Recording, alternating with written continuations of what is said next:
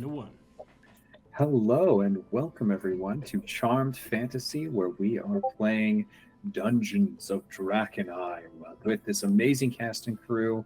I get to be a player, and we are honored to have our guest DM Josh Henderson here to entreat us through the amazing world crafted by the Dungeon Dudes, as seen on every possible social media that you have absorbed them through. They're awesome. Um, and yeah, great guys. I've bumped into them in person, bumped into this person, had a great conversation telling them that this is one of the best campaign modules ever. I look forward to run it, and I'm having the best time playing it as a testament to the people here. And speaking of people here, let's introduce ourselves. So yeah, I'm Charm. I'm playing Erasmus Saint Wraith. He is a apothecary, brand new class created just for this. He's a mutagenicist, and normally that's kind of like a person who messes with the permutations of one's own body's phenotypes and genotypes to create mad science and powerful things, depending on what subclass you pick. It could be almost any. Honestly, the subclasses are dope. Like, actually, I might just keep playing apothecary and just pick a different subclass every time because it's so fun. But the mutagenicist is one that allows me to make a transformation, and I have reflavored. With the rule of cool, this transformation is one of the spiritual embodiment of something, some way, somehow, and we'll see that in game. He is a human, and yeah, just an 18-year-old kid who's making his way in the world. That's pretty much the only world he's known, which is the post-apocalyptic ruin of his own kingdom. And he's made friends. Oh, sweet friends were perfectly normal. Jump cut to screaming on fire ghosts and chopping up bodies. And yes, so Queen of the Cookout, Laurie. Hey. Look, you don't waste protein in this environment. I'm just No, saying, it's all healthy. We absolutely know these not. things. Hey guys, I'm Laurie, and I am playing Ryan Deline. Call her Ryan, and she is a warlock. Specific flavor is a cosmic warlock. That's from the Dungeon guys, Dungeon dudes, and that gives her just kind of some special flavor, some different spells, some fun stuff. And uh, she's focused on doing the best that she can through Drakkenheim to help people get in and get artifacts, be safe as they're going through, uh, and let's explore the mysteries of the delirium and the power that it potentially wields. And let's see what's going on in here. So, yeah, having fun, curious about what's going on, and ready for anything. Let's go. Let's kick it to. Speaking of going. Isaac is never wanting to sit. Character wants to run. Let's run. All right, yeah, I'm Isaac. I'm playing Thales the Curious, a normal and responsible and respectable wizard, despite what anyone says. Yeah, I'm Isaac. I'm Conflux Creatures, and with my wife, I'm Conflux Dice. Make thousands of free monsters for 5th edition Dungeons and Dragons, and ruinously expensive dice. So check those out wherever wherever a Google search takes you. Here we go. Those are good dice. Good dice. Oh, you're muted. I will defend your dice, Isaac, every time. They're gorgeous. They're diverse. You guys, Michelle, you guys are some of the best I've ever seen. When you say expensive, I hope that lets people know that what they're paying for, they're absolutely getting. Yep. And that's a big deal in the craft world. So, with that said, speaking of someone who's refined their crafts, mac and cheese, Josh Henderson, our amazing DM, the king of cheese. Oh yeah. Mac and cheese. Crap, yeah. You're just delicious. Let's keep going. Yes. Delicious.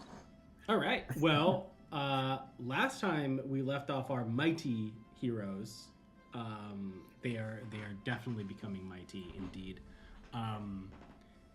They were once again delving into the city of Drakkenheim from Emberwood and heading to Reed Manor, which supposedly has someone who has discovered something about the delirium that the mages want as soon as possible. And after discussing it with the troop, what is the route that each of you has decided to kind of take? So you kind of reference back to the map. You're coming in from the southeast corner, and the Reed Manor is in the upper left corner, fully across Drakkenheim. So you have a choice to make. Do you stay in the outer city, or do you dare breach the inner sanctum, the inner walls of the inner city? Yes, so I was thinking, what if we just cut through the city? I think we're well rested. I think that would be entirely prudent, especially given the apparent density of ghosts in the outer city. How do you know that there's not going to be ghosts in the inner city? Well, everybody knows not to go there, so fewer people will die there, presumably. But a lot of people already died there because of Drakkenheim was created by Mass Dat. So there could be more ghosts in the epicenter of the destruction. I feel like from what we've seen, there are dangers everywhere. And if we assume any path is safe, we're probably wrong. Maybe we take the shortest, most direct path. And we've been good at being careful, at being stealthy, and frankly getting ourselves out of situations that I didn't think we were going to get out of. So we've got passage through.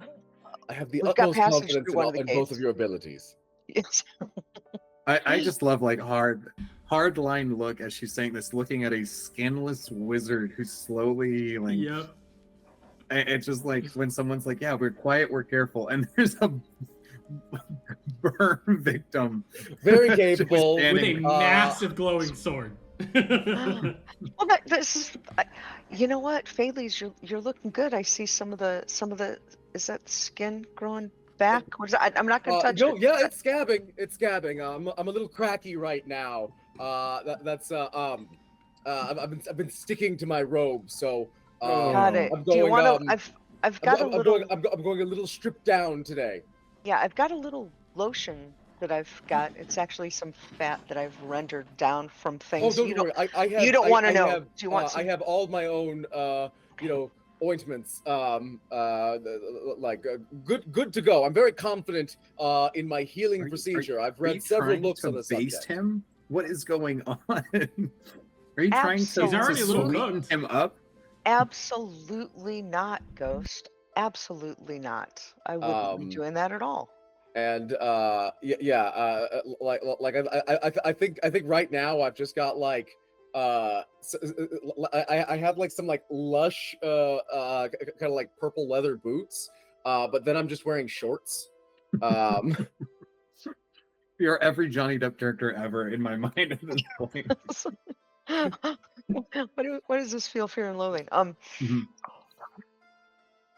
Okay, so we know skirting around the outside generally is more time consuming and probably safer.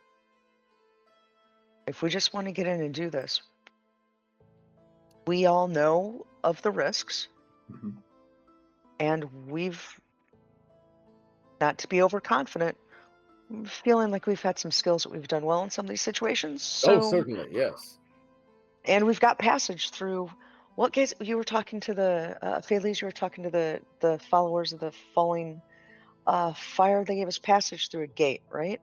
Yes, they seem to be receptive to letting us through. Though I don't know how many times we'll be able to use that passage without needing to liaise with them in their base of operations. All right. Well, looking at the map, we have a map to look at, right? Or did I just make that up? Looking at the map. No, yeah, there's maps of Drakkenheim everywhere. Perfect. Oh, well, you know, It's for part fun. of my background is I have like one that has all the sneaky stuff on it. Yeah. Perfect. I was gonna say, let's just roll out a fake minor illusion. Okay, here we are. So looking at the map, and it's like, okay, so if we go in through the gate, the Champion's Gate, try going through that one.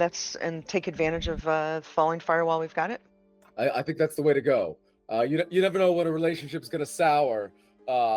So let's make use of that writ while we've got it. We do do bring they a little know- bit of chaos with us, so yeah, let's use what we can while we can. Do they know of my association? Oh no, absolutely not. Yeah, keep that under wraps, huh? I'm gonna Oh. wrap that under Yeah. my Paul Atreides looking Yeah. style armor. Good idea. And I kind of take to straightening the hood or straightening the cloak a little bit to make sure everything's covered and it's good. And actually, I do maybe wipe off a little spot. Okay, good. You're Straightening. you're You? good. All right. I see. Well, here for the irony. You say ironing? Not here for that. No, never a fan of linen. But anyway, Onward, huh? mhm. Onward. Okay. All right. So, as in previous adventures through Drakkenheim, everybody's got to pick a speed. How fast do you want to move through Full Drakkenheim? speed. Full speed. I think fast. Fast? I think we're feeling confident. We're feeling good. Okay. Too good. All right. Let's do it. Absolutely I love too the good. false confidence. Let's get it. All right. So, It's I real need- confidence until consequences. This is true. This is true. We call it focadent. Yeah. Never mind. There's some there, but it's gone. Okay, so I need everyone to make me a roll because it's the generator. I need a D100, a D10, and a D20, and I need 2 of each, so it's a disadvantage. So go ahead and roll 2 and take the lowest. We know our positions, Voltron Oh. style. Okay. I got the D20. I was the 100. 18. Uh, Oh, wait, you're no, the 10. wait, sorry. I think Isaac Oh, wait, did no. 100. Okay, I don't remember which one you did, Laurie. I'm 10s. 10s? Okay. You a 10. Yo, baby. That's how you can Okay. remember it. That's All what right. I tell people. Let's do 100. So, Isaac, what was the number? I was an 18. An 18. Okay. Let me pull this up. Where are you? There we go. Okay. Hold on 1 second. Okay, great. And D10 was Laurie, right? Uh-huh. What'd you get? 12. On Out D10. of 10?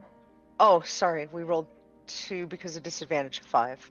I rolled 2 and I added them together because I love 'cause- that. I'm cute and I was that's like, you know what? For you, 5. we'll find a 12 on this map. Thanks, guys. So 5. Okay. Yes. Okay, cool. And then what'd you get on the 20? 3. A 3.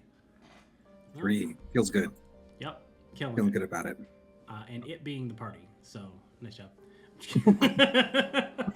Oh, no. Okay, great. So it's we're gonna start just morning because I think that's where we left off last time. It was kind of everyone woke up, decided what the game plan was, head out. You get to the kind of beginnings of the outer city of Drakkenheim around mid morning. It's not too late in the morning, but it's no longer early. So the early morning mist that has hung outside of the outer city is faded away, but the ever-present haze kind of lingers in the outer city. You start to kind of work your way through the streets and eventually come across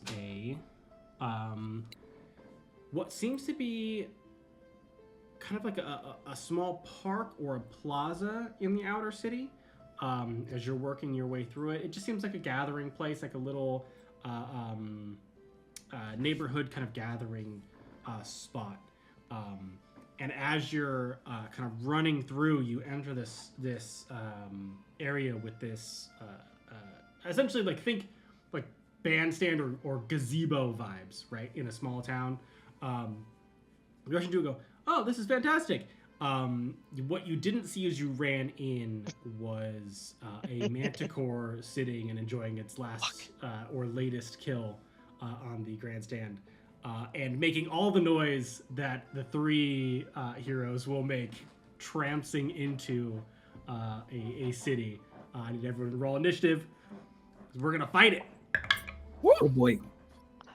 Didn't we run away from the last Manicore? Mhm. Didn't we try to avoid the last one because we were Mhm. smarter? Okay. We did. That worked out pretty well for us, but you know, maybe Did. we try the opposite. It did. I'm like, it feels like that's not an option. Are they sentient? Can we chat with a Manicore? Yeah, I'm pretty sure they are. Yeah. Yeah, we established last time that they're sentient and really, really mean. Yeah, Manicores are kind of assholes. So. Oh, awesome. All right. Brought me some stuff. I don't know what I have to do. That. Whoops. Okay. Give me a second. Billy.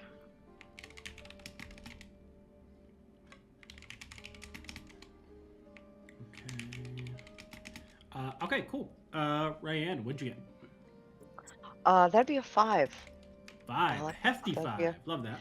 That'd be a 5. That'd be an unnatural 5. Phales.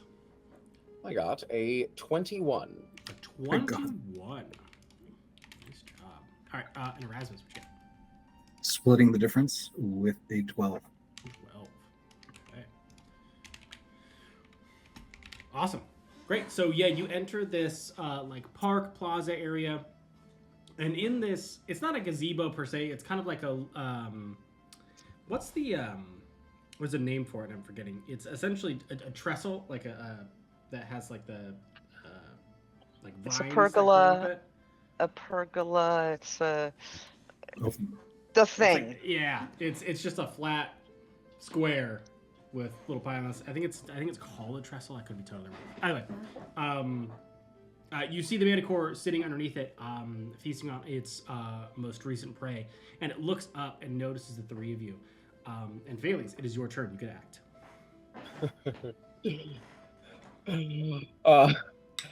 Yeah, Phales is just gonna shout, "Hail, fellow traveler!" and wave his sword as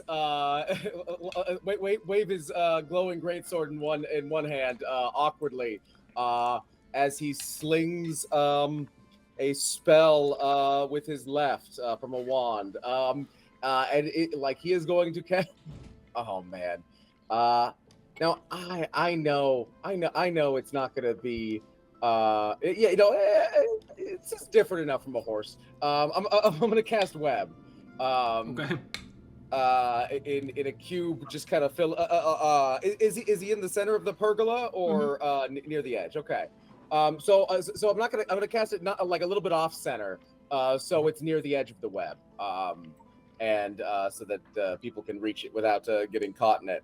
And so it needs to make a dexterity saving throw. DC 15. All right. Nope. Got a 1. Woot. Cool.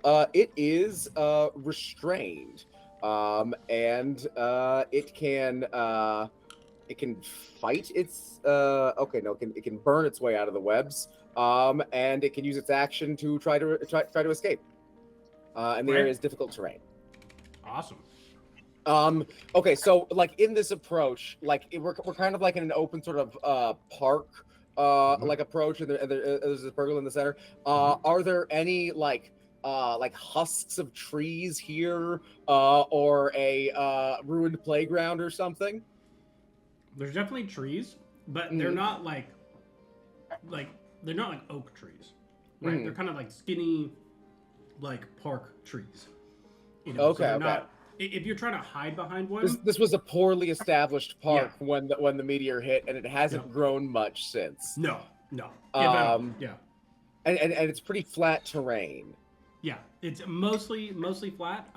Really, the only thing kind of in it is that like pergola, trestle, pagoda. How big are the thing. posts of the pergola?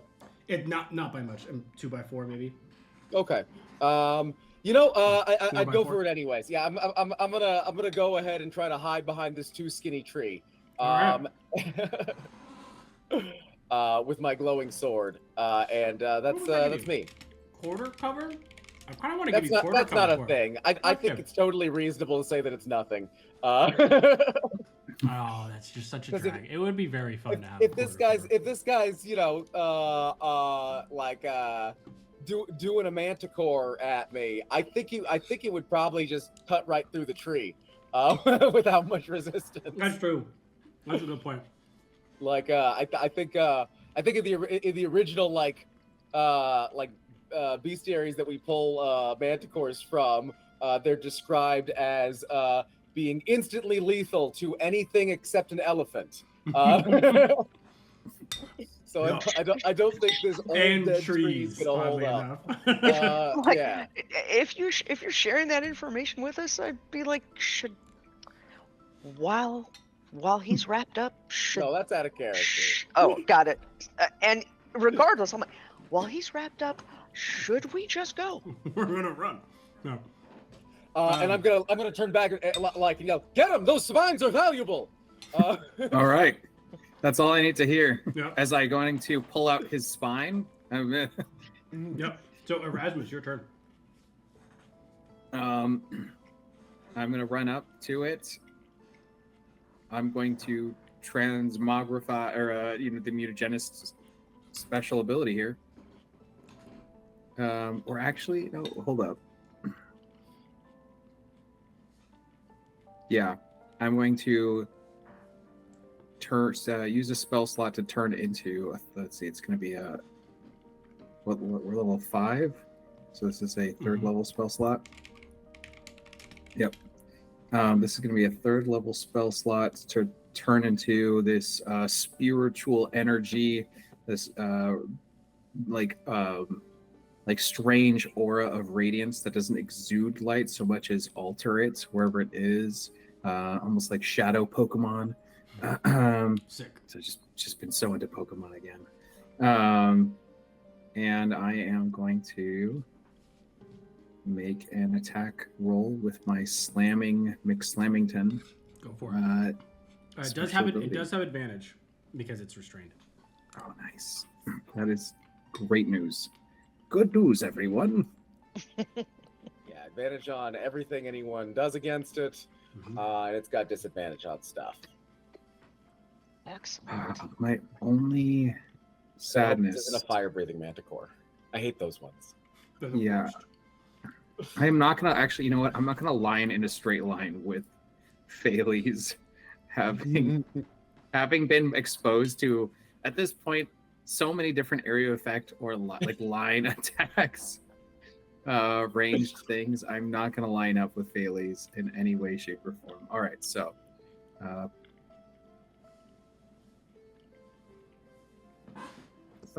Okay, so this is going to, which feels nice. I think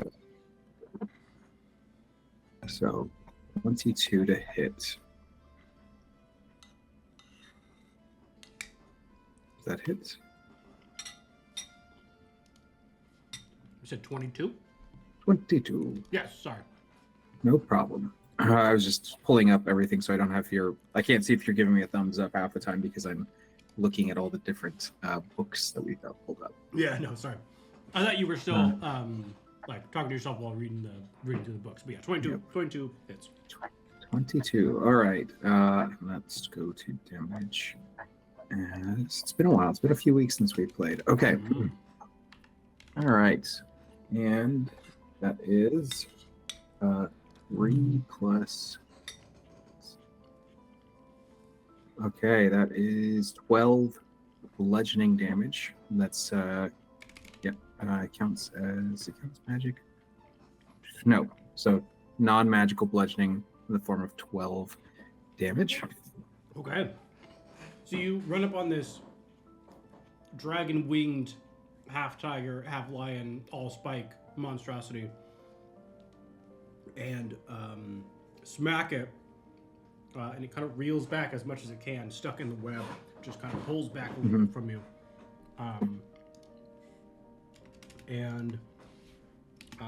Is that your turn? That is my turn. So my action? bonus action to transform, movement to get there, action to attack once, because one more level, just one more level to get two attacks. Josh, quick question. Yes.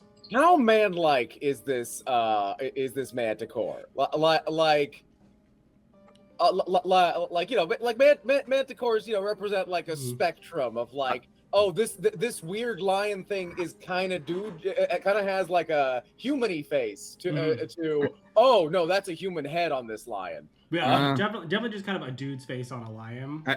I feel safer. I feel less safe around the dude-faced lion. Yeah, it's like a giant dude face, right? Yeah. It's definitely not like, oh, this is a man's head on this lion. It's definitely like it happens to have a face that looks like a guy. Like that's kind of like what it is. It's Wizard of Oz, the original cowardly lion face. Yeah. Does he have the 2 rows of teeth? Yes. Hell yeah. Yep. So in terms of manticore, very, I would be honest, very standard manticore, which probably means that it hasn't been here that long. Because it hasn't moved too much because of the haze. You came to the wrong neighborhood. yeah. Wow, there's this cool place called Drakkenheim. I can get all the food I need. Oh no! Oh no, this mutant kid is glowing and punching me with holy light. Yeah. Not into the teeth, Ghost. Those are valuable too.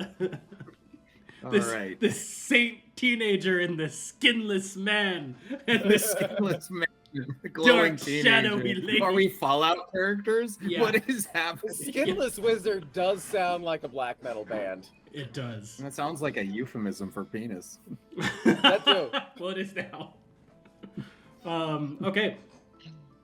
So on that, it is going to go ahead and take all 3 of its attacks on you, Ghost. All right. Which is... It's restrained. It is disadvantage, right? Oh, yeah. Okay, good. But I have really easy to hit. That is also the downside of this form. Don't sell yourself short. You're good. You're good. AC 16. 18? 16 because I'm transformed. It goes down when I get bigger. Okay, cool. So it hits. And I'm large. 1. So it hits you for 4. So its initial attack, the bite with the double rows of teeth, reaches out through the web and pierces you. Does 4 piercing damage. All right, hits that temporary hit points. And then we're gonna do the claws. And you know what? On a nat 1, he's just gonna whiff his other attack. So kind of leans, reaches forward with both claws at the same time, and misses so bad he just claps in front of you. And it's not the Jujutsu Kaisen cool clap where he teleports. It literally just claps in front of you, and he's just confused. It's like, wait. But wait. Great. So that brings us to Ryan. Your turn.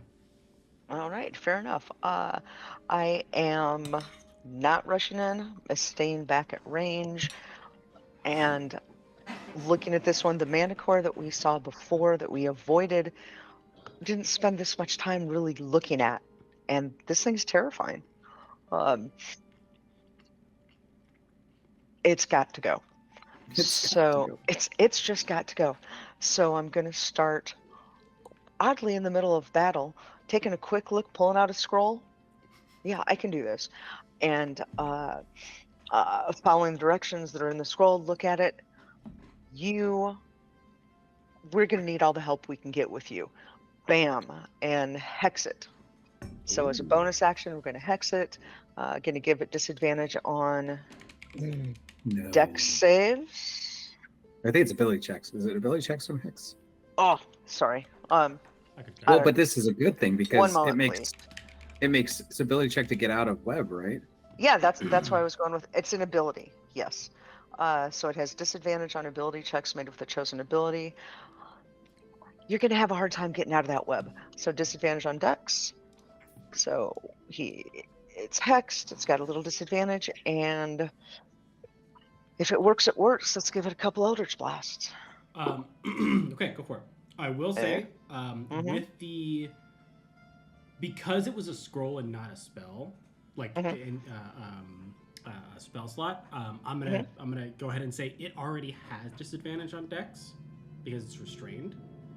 Oh, so disadvantage on strength. It's your call if you want to reuse it, or if you want to just go ahead and just say, you know what, I'm going to save my scroll because it's a consumable. I just wanna if it was a spell slot, I'm just gonna let you use the spell slot. Sure, but, yeah, of course. But because it's a in- consumable, I don't want you to waste If that. it's gonna escape, it probably wants to escape using a strength check because it's probably pretty strong. And that would really ruin its day because it needs a skill check to get out of this. Right. Perfect. Or it can destroy the webs, right? The webs, I think I think it'd be very reasonable for it to destroy the webs if you want to rule it that way. But I think that by the wording, they can just be burned. Oh, that's it? Oh, that's cool. Yeah. Okay, let's see.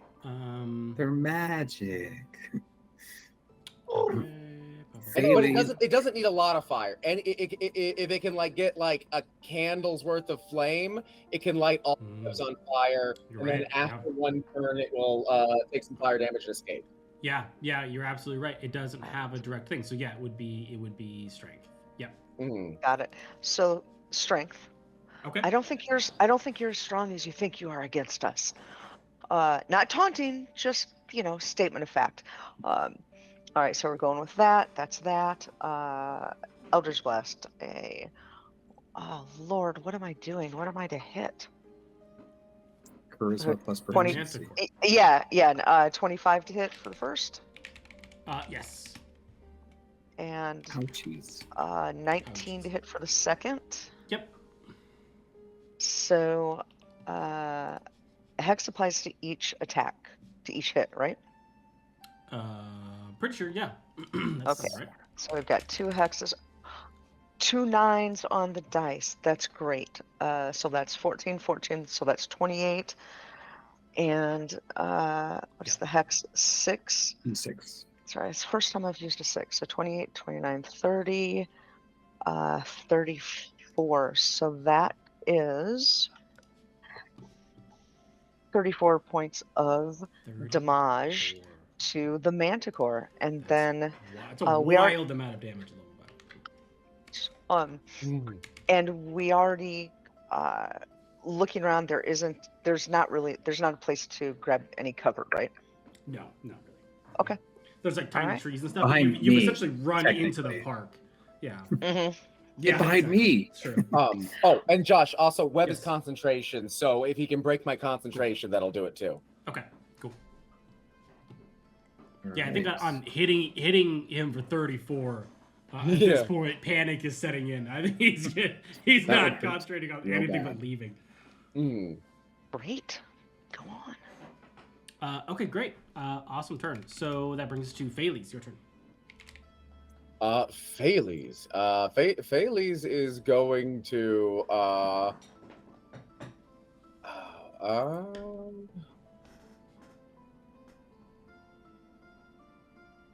Phalese is gonna cast damn, I don't have an attack roll.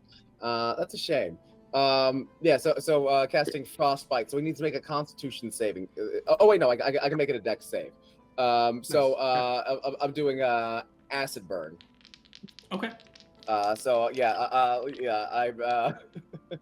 just reaching into my bag, not even pulling out like a vial or anything, just pulling out of the bag and flinging, and just a spray of acid comes from my hand. It's like a greasy fast food bag is your component. I feel like that. I kind of want to rule that being like environmental damage to the web because it's acid. Hey, it would make sense. I have the option to make it hit a second target within 5 feet. I think because I think that makes the most sense. Instead of freeing it entirely, how about we, for its next? I mean, we could just make it work like the fire. Like if I had cast Firebolt, where it spreads through the web, deals a little bit of damage to it, and then after one round, it's free. Okay. I like that better than what I was going to do. Is essentially take away the disadvantage on strength for the strength check, because it had kind of burned away all of the webbing that's holding it still. And then that was a little bit free to move, but. And remember, let's do that even though its strength is probably better, if it were trying to escape with disadvantage, using Dex would probably be the better option. Oh wait, no. It Does has to it? be I think it strength. actually mandates strength. Yeah. Oh, manly weird. strength. Yeah. So it Yeah. essentially would be whatever ability is getting out. So Hex would be nullified only on this next roll because of the acid here. So if he fails it, still kind of he'll like flail and then get stuck again. Cool. That way, it's not guaranteed to go away. Instead, it's more of a chance, which I think I prefer that. And but he does have disadvantage on the dex save. Yes. Because of strength. Okay, what is the DC? DC 15. DC 15. Oh yeah, I totally failed. That is an 11. Aww. Yeah. So I think I think the look on the web kind of like sponge sugar like suddenly put into like a blast furnace where it's like blackening and like clumping down around him. Sick. Like it just burning him more as it does. And so that's gonna be max damage. 11 acid damage. 11 points. Nice. That's fantastic. Great. And Phalis is gonna start advancing with the greatsword, but not coming within 5 feet. That's funny. Okay, so Erasmus, you see this manticore just beaten up and bloodied in like the couple seconds that since you stepped to it. You hear sizzling. You kind of take half a step back, and you see this like, I think the description was great, almost like spun like cotton candy style, and then just almost melting, or a sponge sugar kind of melting around and searing the manticore in front of you, who is by the second growing more and more, seems to be desperate to escape, and flailing even more to kind of escape this now acidic web that it's stuck in. So it is your turn. Right. I'd like to get on its back. Okay. As a large-sized creature now myself, I think it's also large. So like, it is. Yep. I'm trying to It basically might just be like, sticky and acid coated. I'm okay Right? with this. I'm just trying Get on it, to weigh it down manticore. and make my attack action attack. Okay. So are you going to? Because it's still technically restrained. Are you trying to like grapple it, like climb on top of it, grapple it? Or are you trying to ride I'm it? King Konging on it. Okay. Cool. Okay. I wasn't sure if you were like trying to ride it, and I was like, okay, we're gonna need animal handling or something. No, I'm not But trying to if you're just tame trying it. to, like, I'm using it as get it environment to punch down. Cool. Okay. Mhm. Okay.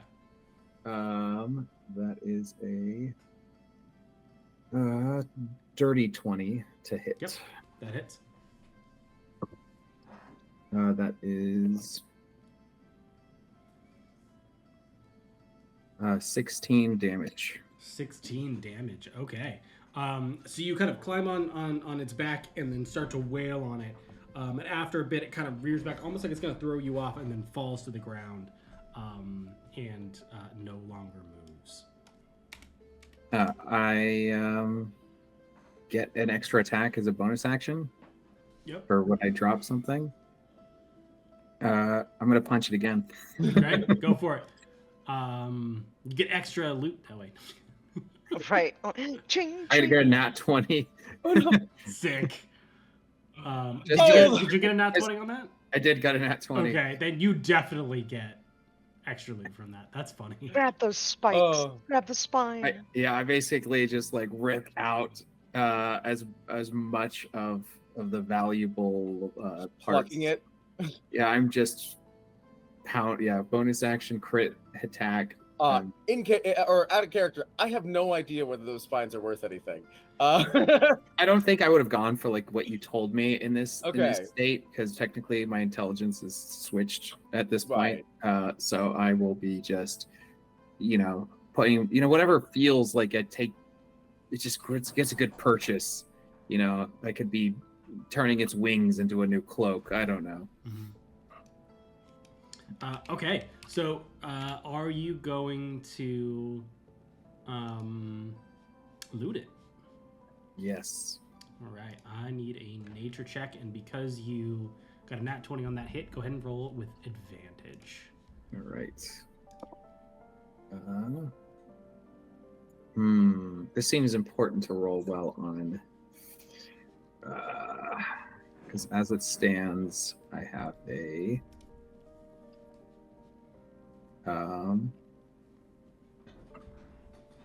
yeah, I don't have much going on here for this. Nature is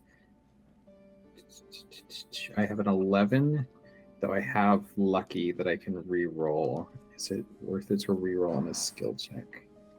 It's too early in the day. Right. No. I'm just going to take 11. I'm like, is guidance touch? Do I have to go over there and help? I'd be like, hey, you know what? Let me help you look. Give him a little guidance on that. Yeah, you can do that. All right, I will take your guidance, and it has a 3, so 14. 14. Okay.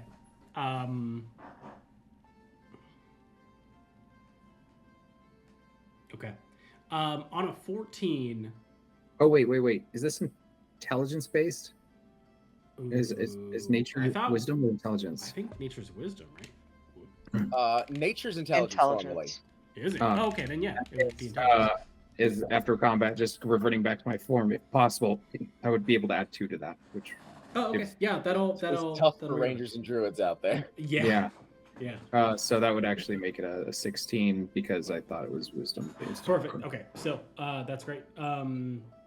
Awesome. So you start to kind of harvest the manticore.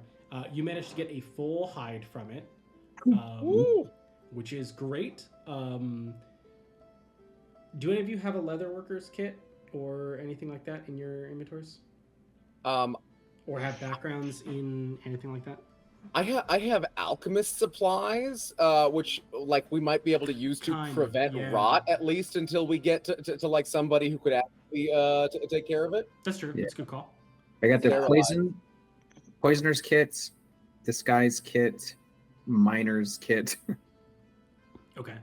The thieves' tools. Pull some things from a climber's kit, from cook's utensils. Yeah, I don't think so that was a whole lot of ways for us to say no. Yeah. Okay. Cool. Okay. But so you know, at least the manticore hides are relatively valuable. They can be made into certain armors. Mm-hmm. They will eventually decay and rot, but if it gets to that point, you can use the alchemist kit to preserve it a little bit more. It is. I will give you a hint and say that it's longer than you're expecting to stay in the city. So It shouldn't be a problem. If you stay as long as this is saying in the city, we need to have a different kind of conversation. But I think you'll be 28 days later. Yeah. You get out just wild-eyed. Each of you doesn't have skin. Always running. None of us have skin at this point. He's like feelings. We walk out of the city, the whole thing on fire behind us. And we do not look back. Yeah. You're like, so I got this manticore hide. What can I do with this thing? You flop it down. So you should be good with that. So if it ever gets to that point, then I will kind of let you know on that. But it should be a considerable amount of time. Just remember that you have the hide, and it can be used to make certain things. Cool. What things you're not sure yet, but things. I'll roll that up. Awesome. Okay, and as you look around to see if there's any kind of additional loot in the area, nothing. It's just an empty park. Excellent. Can we oh god, can I get in there and try to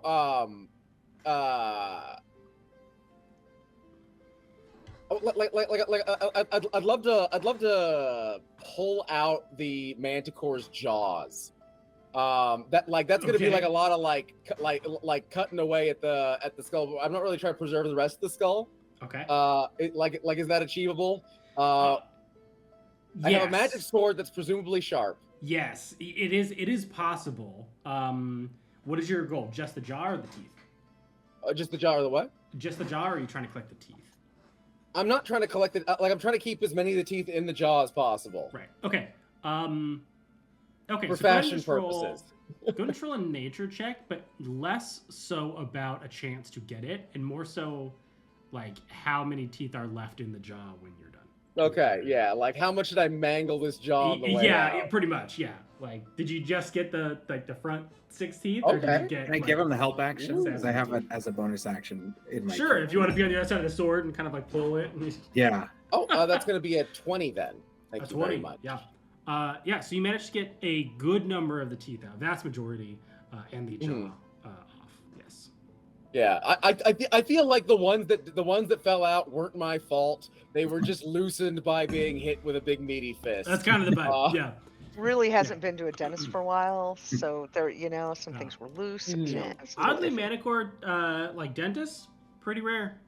Yeah. Now, like, how do the two sets of jaws share a hinge? Are they like or like, are there two sets of jaws, or is it like a shark jaw where it's like one jaw with 2 rows of teeth?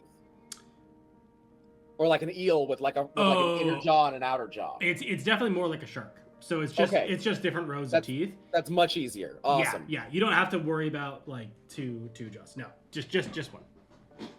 And no, well, as you said, it looks like he hasn't been here very long, so there's no sort of delirium contamination. This is just, well, and this can be even in game. Okay, so this isn't a monster that was created. Oh from no, delirium exposure. They're just appearing. Yeah, we've got those out west. Sorry, east. Okay, all right. They're being drawn here. Oh yes. It's a fascinating phenomenon. I think it's out in more civilized areas. There's organized efforts to chase them away.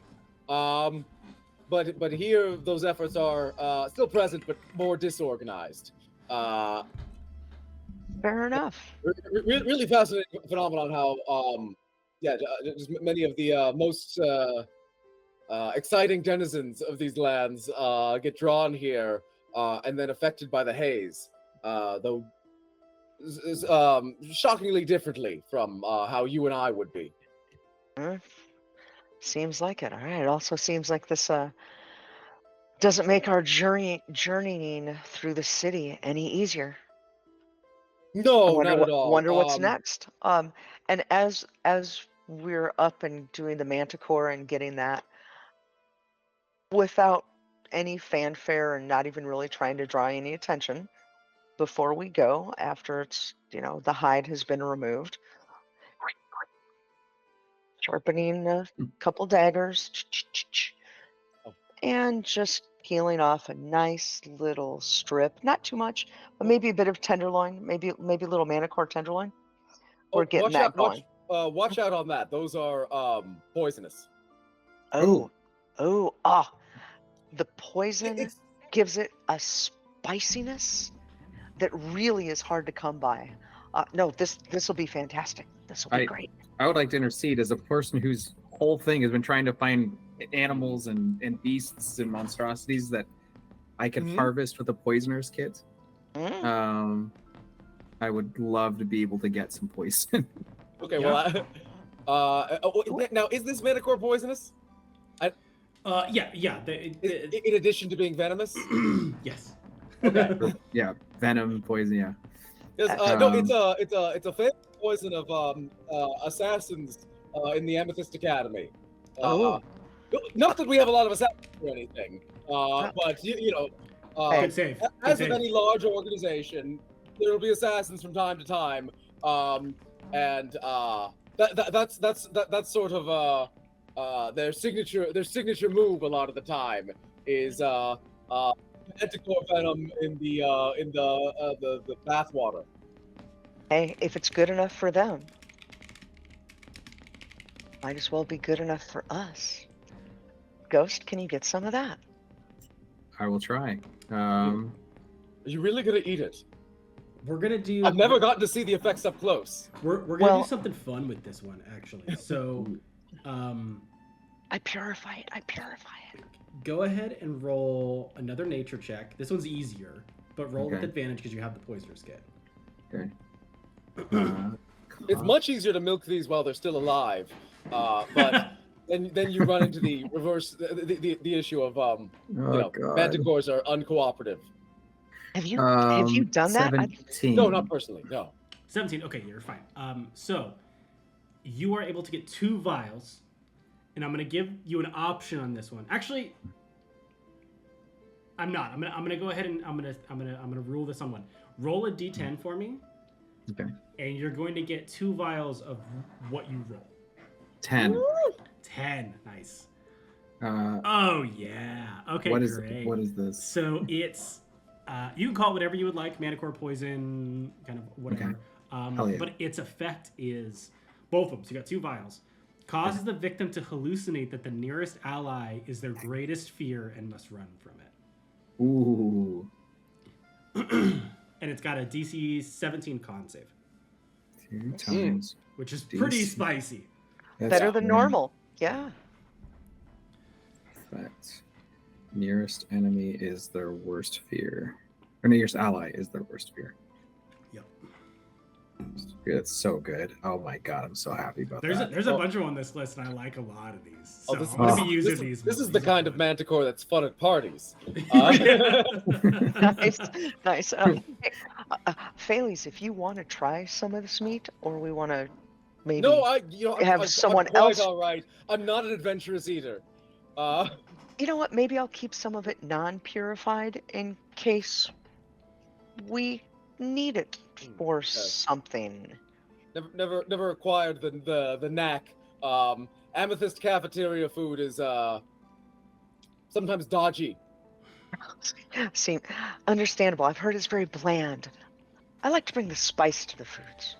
Oh no, quite the reverse. In fact, there's a not from the assassin quadrant, but there's a ribald academia sort of atmosphere there, and it's common to haze new graduates by slipping them exotic poisons. Not the lethal kind, usually, but and truly, wizards on the whole are not the most I don't know. They're not the most accomplished at subterfuge. Often they'll just poison everybody to make sure they get the right person. Fair enough. I think we're going to try to be a little more selective. Not that we're planning on poisoning anyone. Mm. It's just good. It's good to have options in this environment, eh? Yeah. So, pro tip: I forget that other people didn't deal with as much poison as I did.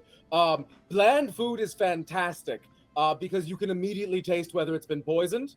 Whereas if you have something that's like very flavorful, it's easy to mask anything that shouldn't be in there. Yes. Yes, it is. That's Also, you can taste food better when it's room temperature. Best not to eat food too hot or cold. so. What I just got was spicy and hot from a temperature standpoint equals perfect poison. Yeah, so if you want, Okay, all right, we're and good. the reverse of that, if you want to poison somebody, poison something really tasty and overwhelming, like a curry. Or mulled wine. Mulled Right. wine, yes, another good option. Any kind of alcohol, really. I'm looking forward to have some time to make all those things. Okay. We're kind of expecting a poison taste, so that they power through. Oh, I wish we had time sometime to sit and cook and do that. You know what? We may have time. Not that I've done Just any not now. poisoning in decades. Like those days decades. are far behind me. I think at this point we've all found one another in a judgment-free zone. Right. I don't What's want to get the next? wrong impression. I've only done the innocent kind of poisoning, not the rather more nefarious kind. Sure. And I look at Ghost. Yeah, just the innocent poisoning. Okay, are we good to go on? Yeah, we're all set, you guys. I I learned so much from you. I don't know if it's useful, but it's nice. Hey, Ghost, that was Oh, great the way you took him down, and really your skills in skinning and hiding the animal, or hiding the oh yes, manticore. fantastic. Yeah. Yeah, Well, yeah, truly, this is good. if you to regain your family position, that's actually a very useful skill to hang on to. So enjoy flavorful food now while you can. Uh, I am becoming less and less inclined towards the belief that Drakkenheim will be any different when I see something this new. A monster like this finding its way here. mhm. At first, I thought if we could just get rid of, and naively, I thought this, all the monsters that are already here. But how are we going to get rid of the monsters that are already here and catch up to the monsters that make their way here? Oh no, yeah, we're not gonna whack-a-mole these down. That's a fool's errand. But we could make we could strive to make Drakkenheim less hospitable to them. Yeah, That's I fair. like that. Yeah. Well, and maybe someone with the intelligence and the ability, someone like Phales, will come up with some sort of potion, some sort of something that either can reverse the effects or can detach the effects of the delirium. So somehow making it safe, somehow making it so we don't have these monstrosities. Oh well, the monstrosities I don't think are attracted by the delirium as such. They're just attracted by the sort of free range nature of the city under the effects of the delirium. Well, Uh, it's been 15 years. It makes sense that the word has gotten out that this is a safe space. But you know what? If he could go back and tell the others, he'd tell them it's not as safe as we think. Yes, look at that. One, I know we're not trying to whack-a-mole these down, but that's one less manticore here. And I'm also not opposed to whacking we've them. got we've got this lovely manticore jaw that we can brandish if we run into that other one in the north again. And let it know that we got rid of its rival, and maybe it'll be grateful. Or its mate. Hey, you know what? Options. We never know what's coming, so we don't know what we need. Yeah. All right. Let's move on. Let's head to that Continue gate. on, shall we? All right. Same speed. Same speed. Moving quick. I think. What do we think about slowing down to normal pace? I feel like rolling without disadvantage might be pretty cool. So normal pace, so fast we have disadvantage, normal we're fine. Yeah. Slow we have advantage. Yeah, so Okay, like twice as many encounters, I think, with normal pace versus fast, but better chances that some of those encounters won't be mean monsters.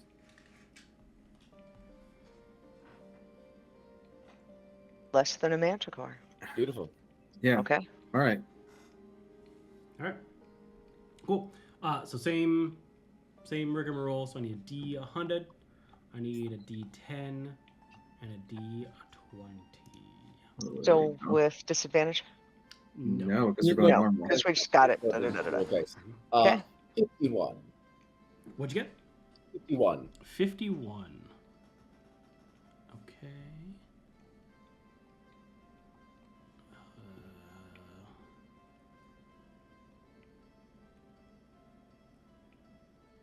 Okay. And what'd you get on the D10? 9. 9. Okay. And then what about the D20? 19. A 19. Nice. Great. So as you start to near the wall, you're getting closer to the Champion's Gate, and you hear like a group of people, or like a group ahead of you. It sounds like bipedal, so it kind of sounds like people. They're heading in the direction of the gate, in the general that way direction of the gate. You haven't seen them yet. You're still kind of, kind of ducking in and out of alleyways. And you can't tell what they're saying. They're not saying a lot, and they're just kind of shuffling. But you hear the kind of sound of shuffling feet as you move forward, kind of through these alleyways. What would you like to do? You do not see them yet. Is it? And we can't like. Do we? Are there any words we can pick out that like we might be able to divine a topic of conversation from? You'd have to get closer, and if you get closer than where you are, it'll be a stealth check to make sure they don't hear you. If that is your intention.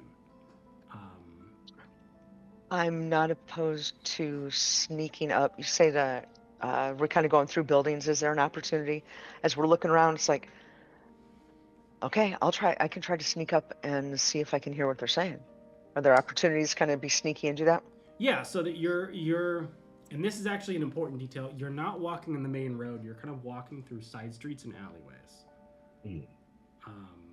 But yes, so there is an opportunity for you to sneak up and forward. Okay. But you don't know exactly kind of what they are or how far they are, but you can definitely roll a stealth check. Okay. Do you guys want to sit tight and let me see if I can sneak up there? Yeah, See what's going on? Not a bad idea. We'll follow just within sight line. Just it's maximum distance though. I don't want to lose sight of you. Okay, 18 on stealth. 18. Okay.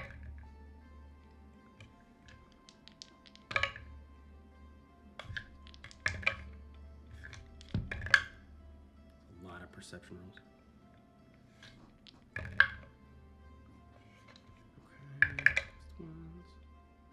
Okay. So you start to kind of sneak your way forward to the sound of this shuffling, and you get to essentially a corner in the alleyway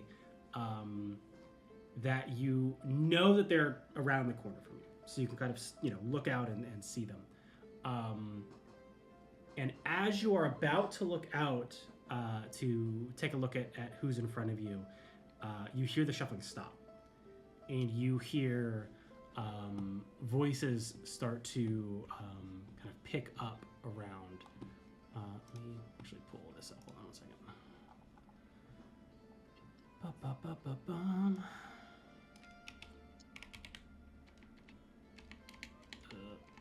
Sorry, I'm a potato and didn't pull this up.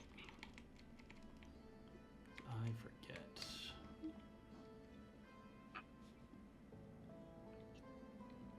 There we go. Okay. That's what I thought. I just wanted to confirm.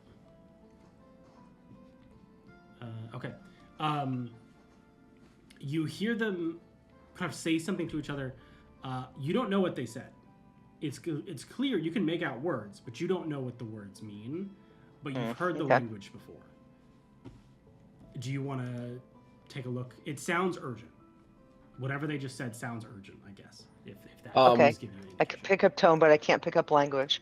Exactly. It's not celestial or deep speech, nothing like that. Okay. You've heard it before. Okay. Oh, is it rat speech? Rat speech. Or Knoll speech. We've also heard Knolls. I'm gonna. So I heard them stop. Yes. They came to a stop, and then they started uttering something that seemed urgent. It seemed urgent from my understanding, not knowing what it is, but paying attention to the tone. Did it sound like it was a hey, stop? We hear something. There's something back there. Maybe. That would definitely fall into the category of urgent. Okay. And you didn't hear anything else around. If that further helps, is like there's not like been a big bang and them going like, oh. Got it. All right, I'm gonna turn around to the guys, go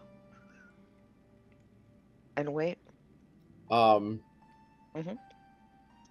very curious. I know you are. Could I sneak up and like just peek? You certainly can. Sneak Yes. around the corner, just Yep. kind of like Scooby-Doo style, with my skinless Cool. face and gold crown. Yeah. God. Go ahead and Well, roll me a my stealth not check gold crown, my golden crown. with disadvantage. Love it. Yeah. That's a 10. A 10.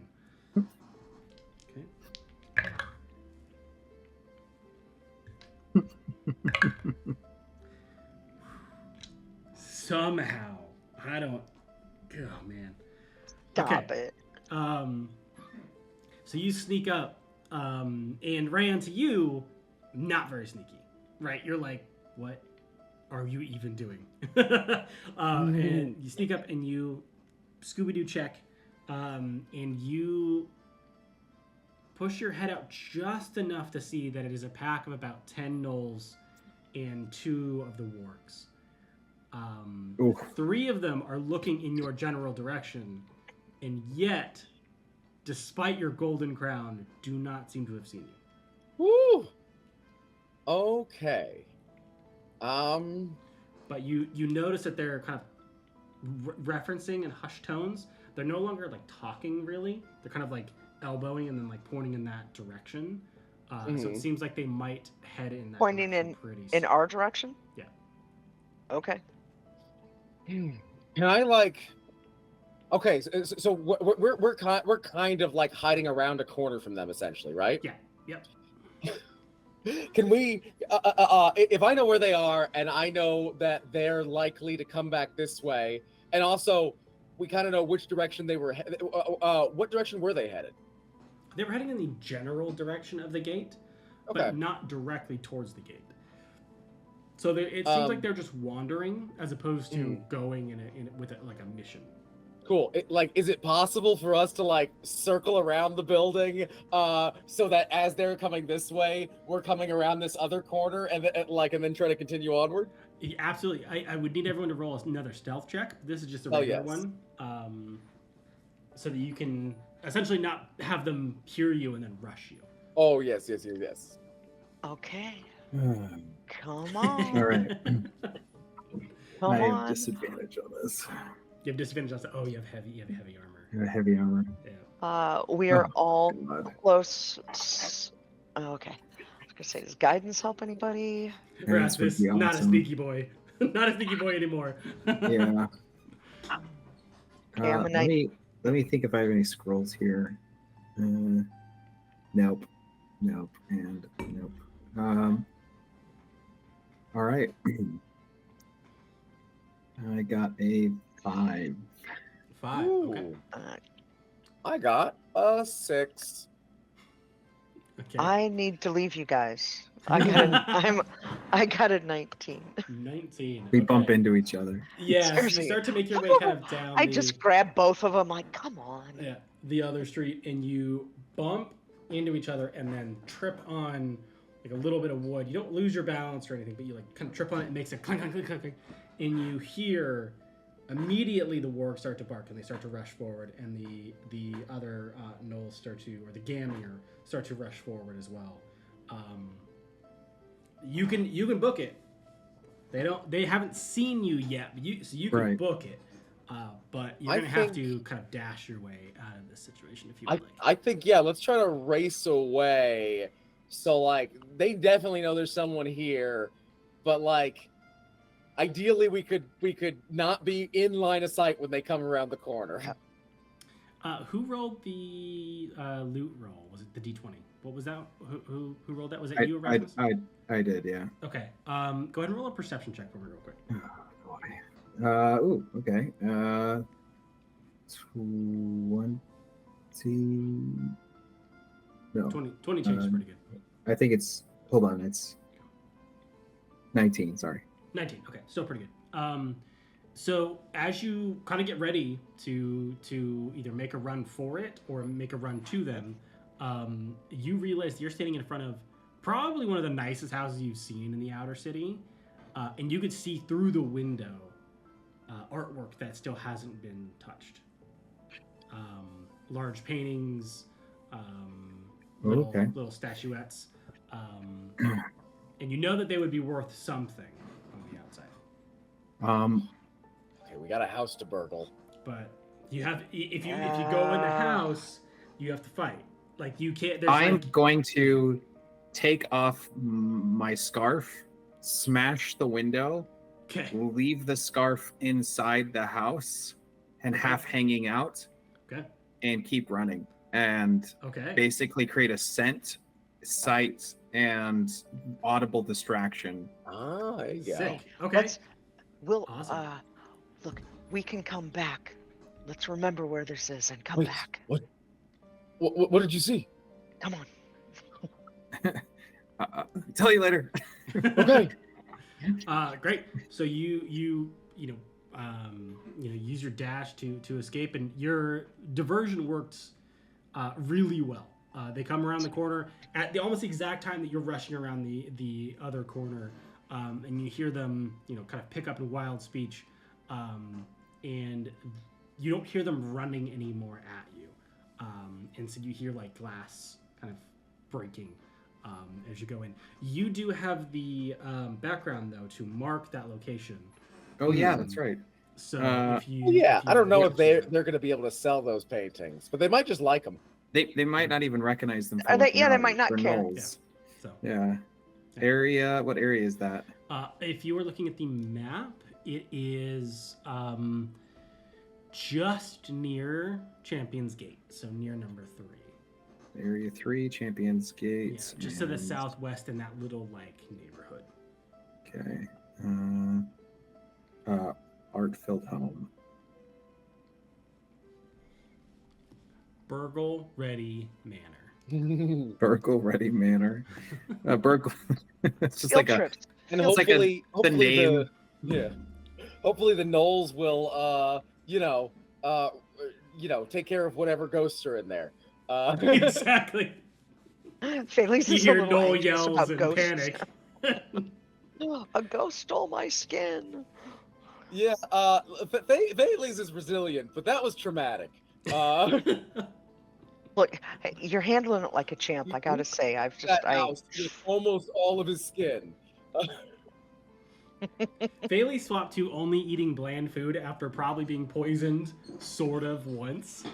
The fact that he lost his skin to a ghost, he's got a lot of mortal enemies now, and they're not mortal. They are definitely already dead. And like the poisoned was like they put like a bunch of hot peppers in the stew or something. And then he did a bunch of research on poisons.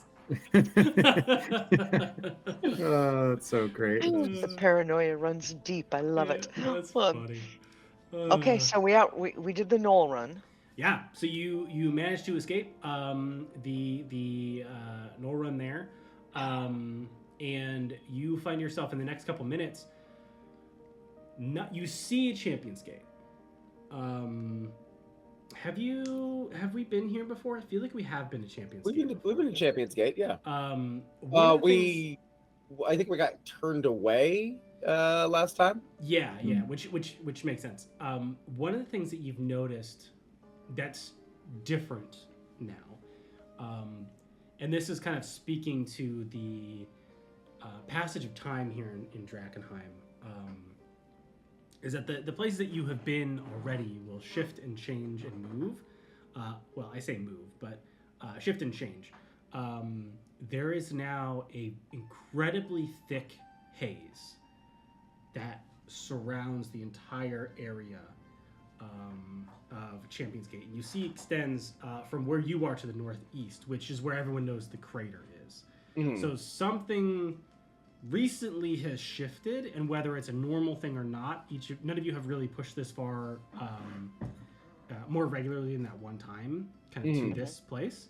So you're not sure if it's a regular occurrence or just let's ask, shall we? Mm-hmm. And Ryan's putting a scarf around her face, right? Okay. Just pulling up a little, I don't know, hoodlum bandana or whatever she's got. I think Thales is going to sort of like somewhat gingerly remove the crown, where it's probably gotten a little crusted on there, and just kind of tuck that away. And he's gonna look at the robes that he has, and then decide better of it. He doesn't want to put on a scratchy robe right now. We're gonna approach. Just kind of waving my sword cheerily. And I'm fully covered as well. Okay, great. So I need everyone, as you enter the haze, to go ahead and roll me a Constitution saving throw. Uh-oh. Hey, maybe. Oh, no. It's an 11 for me. Okay. 23. 23. Okay, Warlock. Come on, baby. Let's see. Warlock. Damn Warlocks. I am fearful. I'm gonna use my lucky. Okay.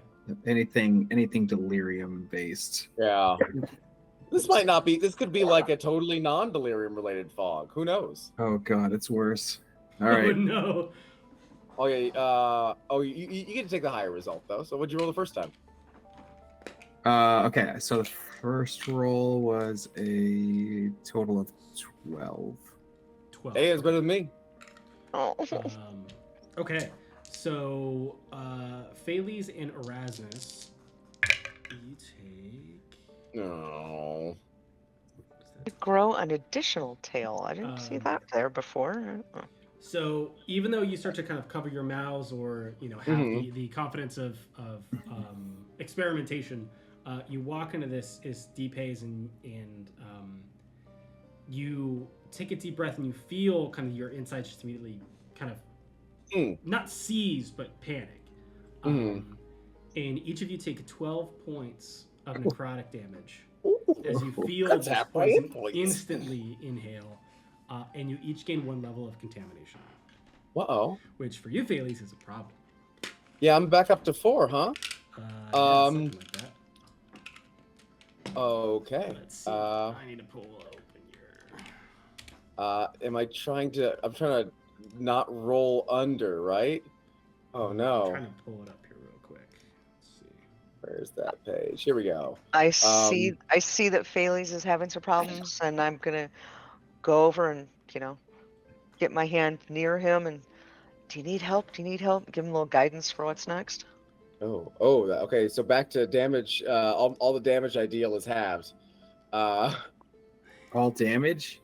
All damage. Or all attacks? All damage. Oh, All damage from weapon attacks and from spells. So I think that's generally speaking all damage. Unless it's okay. natural attack. Roll a d6. No, it's. So do you want to go ahead and get your guidance in there? Cool. So that's gonna be another mutation for me. Well, so go ahead and roll your guidance first to see if you roll above the. But guidance on what? Ryan gave you guidance. It's not a d20 roll. No. On your con save. Is that for skill checks though? Resistance for saving throws. Yeah. All right. You want me to roll mutation? Maybe I'll get a nice one. It's true. Do you want me to roll it, or do you want to roll it? I'd love for you to roll it. All right, I'll roll it. There's some good ones, mighty baby. 12. Let's see what you got. You got your skin back. Hey! That's sick.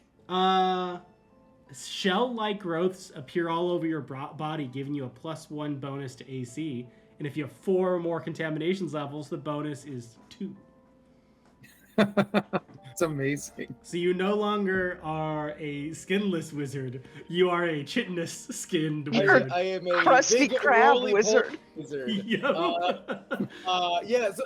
So like Bailey starts coughing.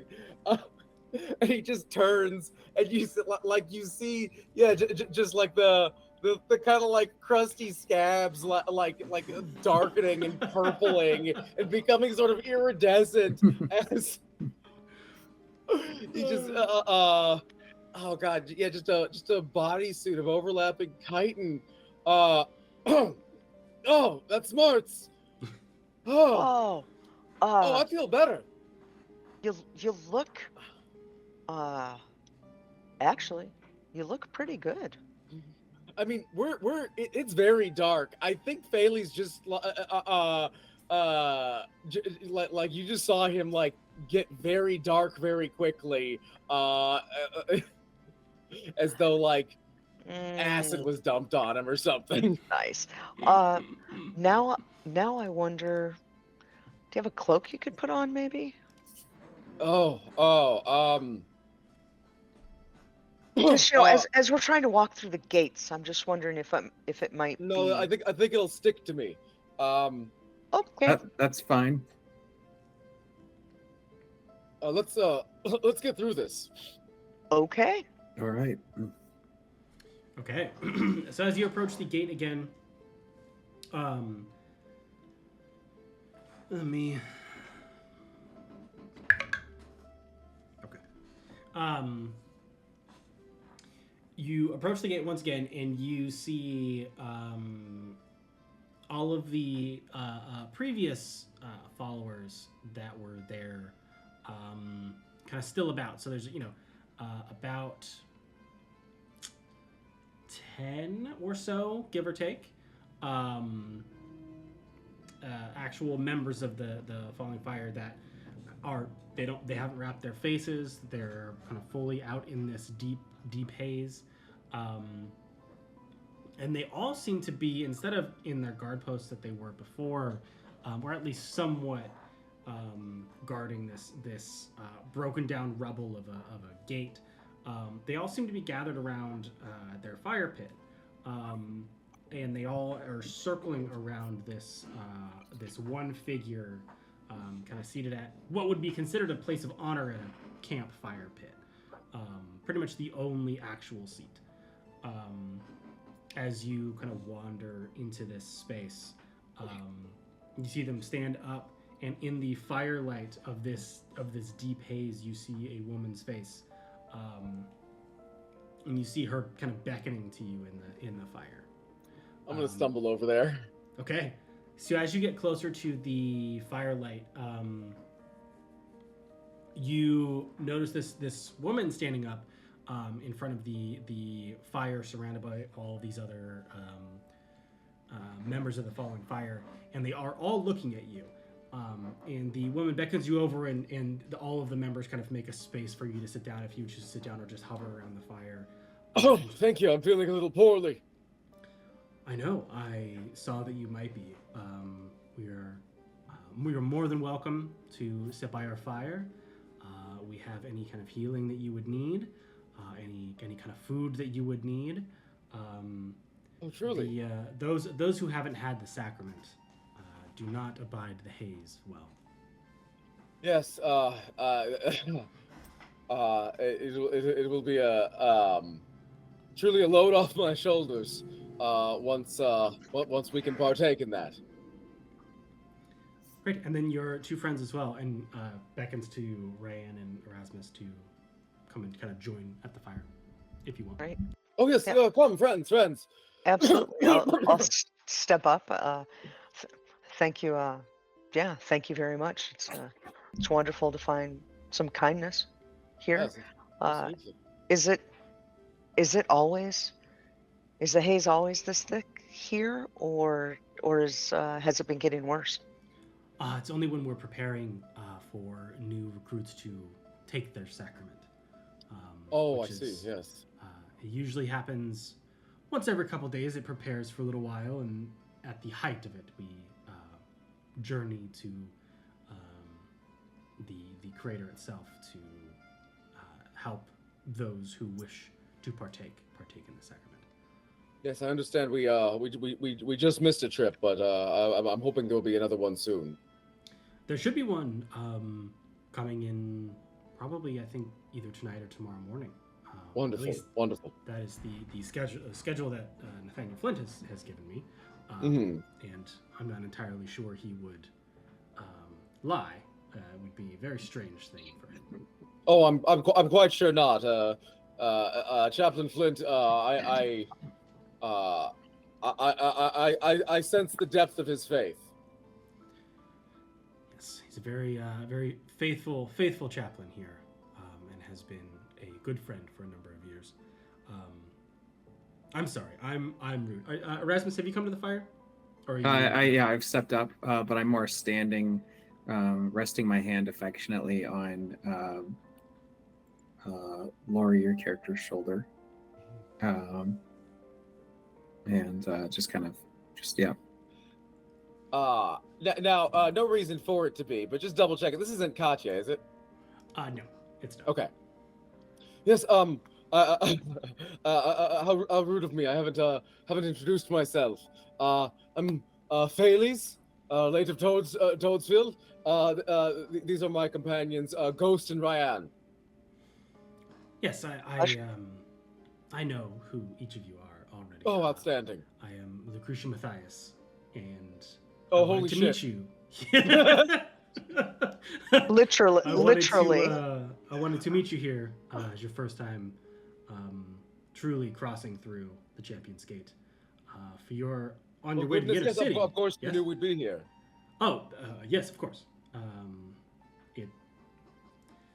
I have been given many gifts from the falling fire. So you have. Ah. What?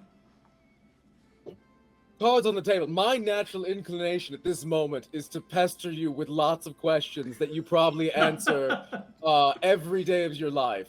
I'm exercising as much restraint as I can manage, but my goodness, having your mind simply opened to the truths of the world, what incredible fortune. Fortune and a curse in some ways. It's hard to be joyously surprised when you can see most of the surprises coming. Indeed, especially given what those surprises happen to be. Absolutely. But each of you are making your way to the clock tower, yes? Yes, that was the first stop on our agenda. Excellent. Well, I wanted to be here to meet you for the first time. I had heard a great number of things about a new retinue of heroes working within the city, and also the followers of the Falling Fire you have crossed paths with a number of times in your journeys. I would only ask that you keep us in mind if you find any more important relics, and kind of glances at you, Ghost, or any questions you might have regarding the future of Drakkenheim. Of course, I will lobby vigorously for the return to you. What are your hopes for Drakkenheim? Oh, we hope to turn it into a holy city and allow the haze to cover as much as it needs to, and for all of those living within the walls of this new holy city to have taken the sacrament of the falling fire. That makes sense. I haven't asked to this point because I get the impression it's something of a sore topic. But given that we're in the company of such a great truth teller as yourself, what's the survival rate of that process? It depends on how strong your faith is. Of course. No, I just meant statistically. There have been a number of those who have had wanton faith, Mm-hmm. but the sacrament is freely taken, even when knowing what it is.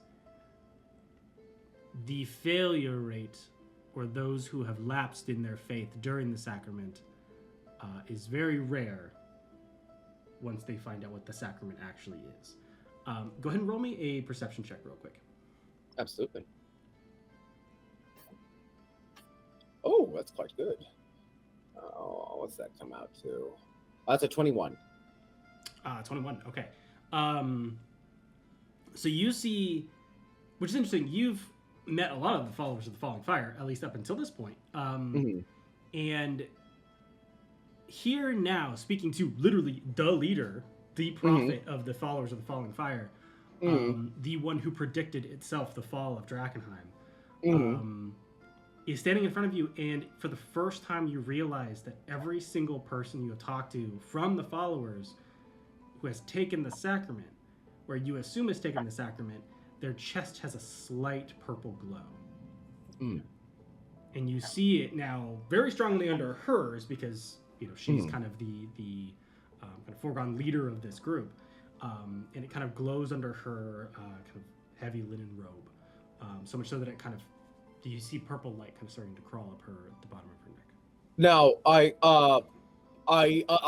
understand if there is a barrier of faith to sharing, but when you say when they discover what it is, do you mean besides the surgical nature of the procedure? No, that's most of it. Okay. When those of little faith or shaky faith discover that in order to truly obtain the sacrament of the Falling Fire and kind of bathe in its light, you have to take a piece of it into you. Those who continue from learning that point forward tend to have stronger what's the word I'm looking for? Tend to have a stronger faith than those who turn back at that point.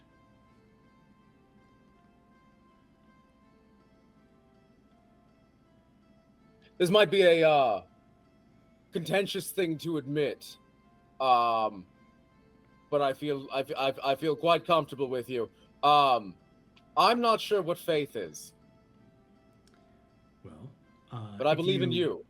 If you come back when Nathaniel Flint has arrived with the devotees, you can find out for yourself, should you choose to take the sacrament and throw off the shackles of your older life in the pursuit of your new life.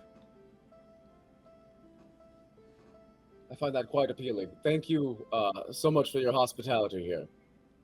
Of course. If you don't mind, very curious.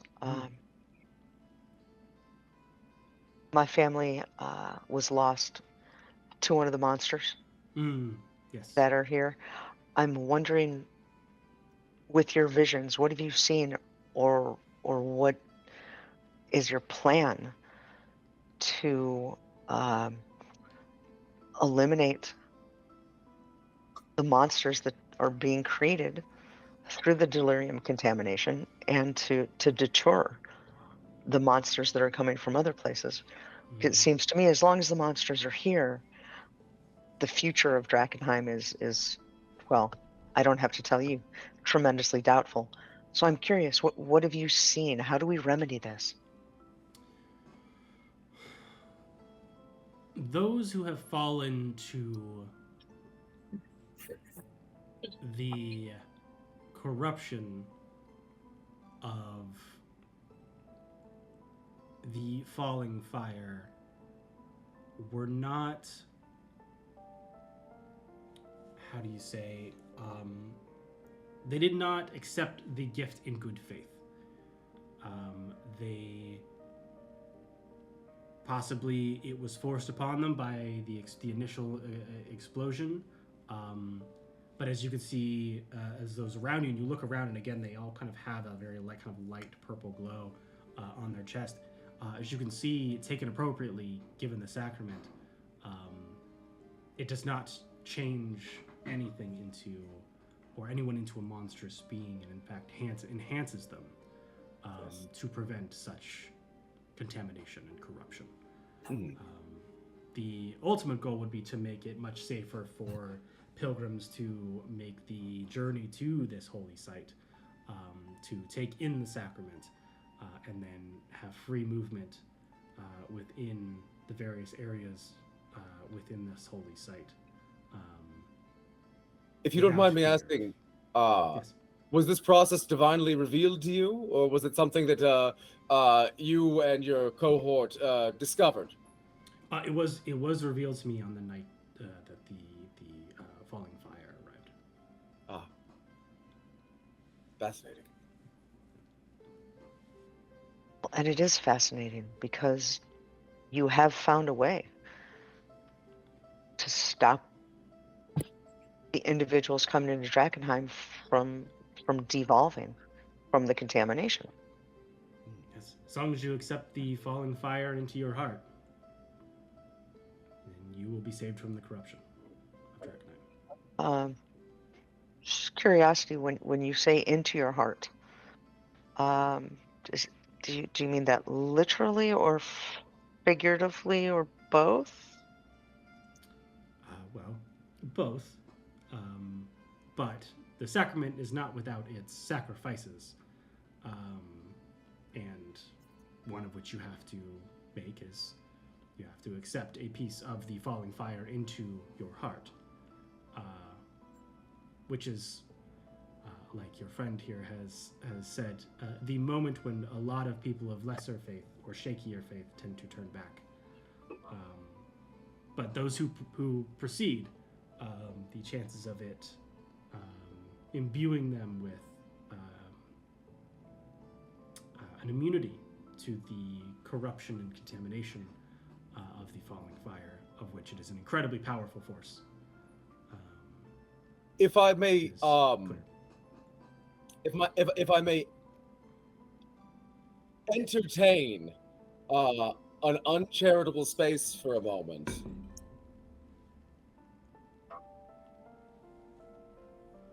I have known seekers of the truth who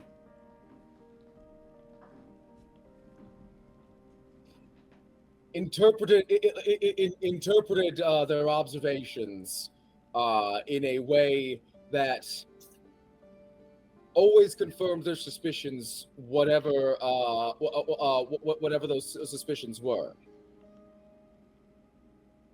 Certainly not to suggest that you would have done this, but it seems possible to me that somebody with a procedure such as yours could, ex post facto, say that anybody who did not survive, well, clearly the fact that they did not survive proves their lack of faith, and thus the faithful never die, because any faithful who did die would not be around to contradict. With the caveat that it doesn't particularly affect my choice one way or another, I can imagine that somebody in that position might be reluctant to share their statistical data. And she kind of, there's a long pause as she kind of looks at you, and it's not like a judging or a mean look. It's more of like a curiosity look, of like a, you make a good point, but you know what I mean? Absolutely. And I understand the respects in which it may simply be a sensitive topic for other reasons as well.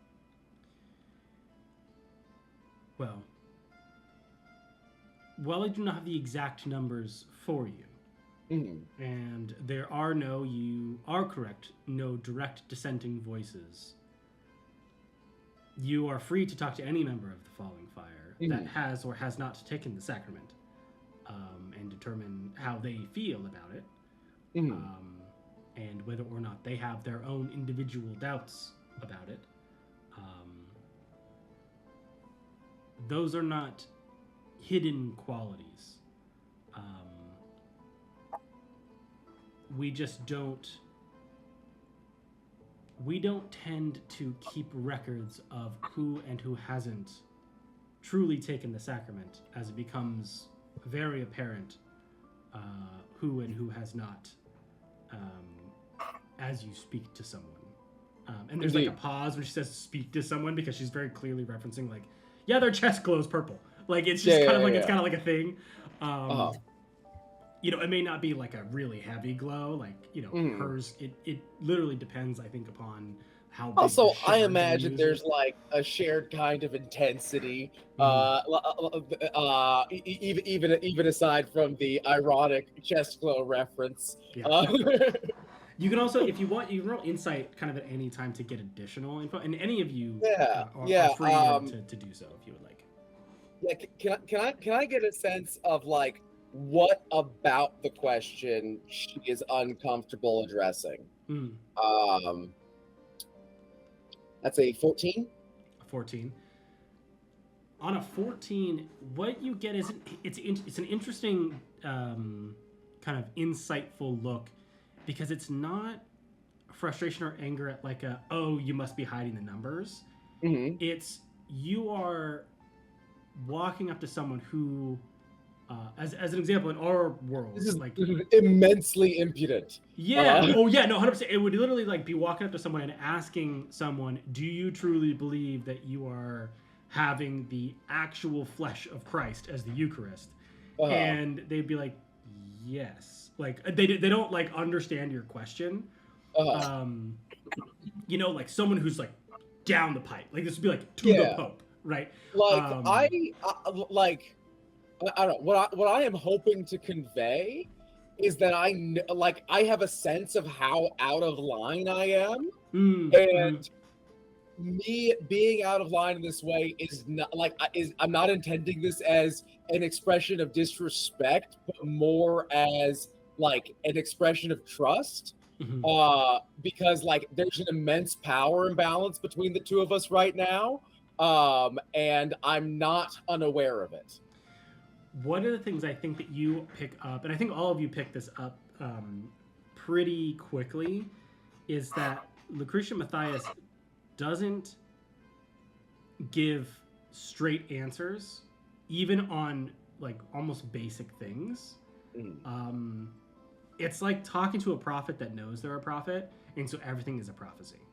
You know, it's like talking to Paul Atreides, like in the second book, where he's like, yes, no, the mouse must return to the desert. You're like, I don't know what that means. What does that mean? What are you even talking Anything about? you say is going to be written down, and people are going to like write hadith about it for 1,000 years. And 100%. Yeah. So that's kind of the vibe. And so when you call out like, no, I'd like to see your numbers, it's not. It's. She's specifically in a position that makes it really hard to make any claims of fact. Exactly. It's unless it is in then, fact like, divine prophecy. Yada yada. Yeah. It's very politicians like answer a question with either a different question or a non-answer in that way, and it's very, very practiced. And there's no like rise in temperature or temper. It's like it's seen that you are asking this question, which may be construed as like against the rules or like causing issues, but isn't like doesn't annoy or bother her. And I think it speaks back to that power imbalance of like, you can be as annoyed with this person as you want, but I'm the actual prophet. Like, you know what I mean? Like, it's not like, oh, Paul and Jesus was my friend. It's like, no, I am literally Jesus, right? Yeah. Like, it's the power imbalance is so massive that it almost, to be upset or frustrated at your like impotent question is kind of beneath Lucretia Matthias. Gotcha.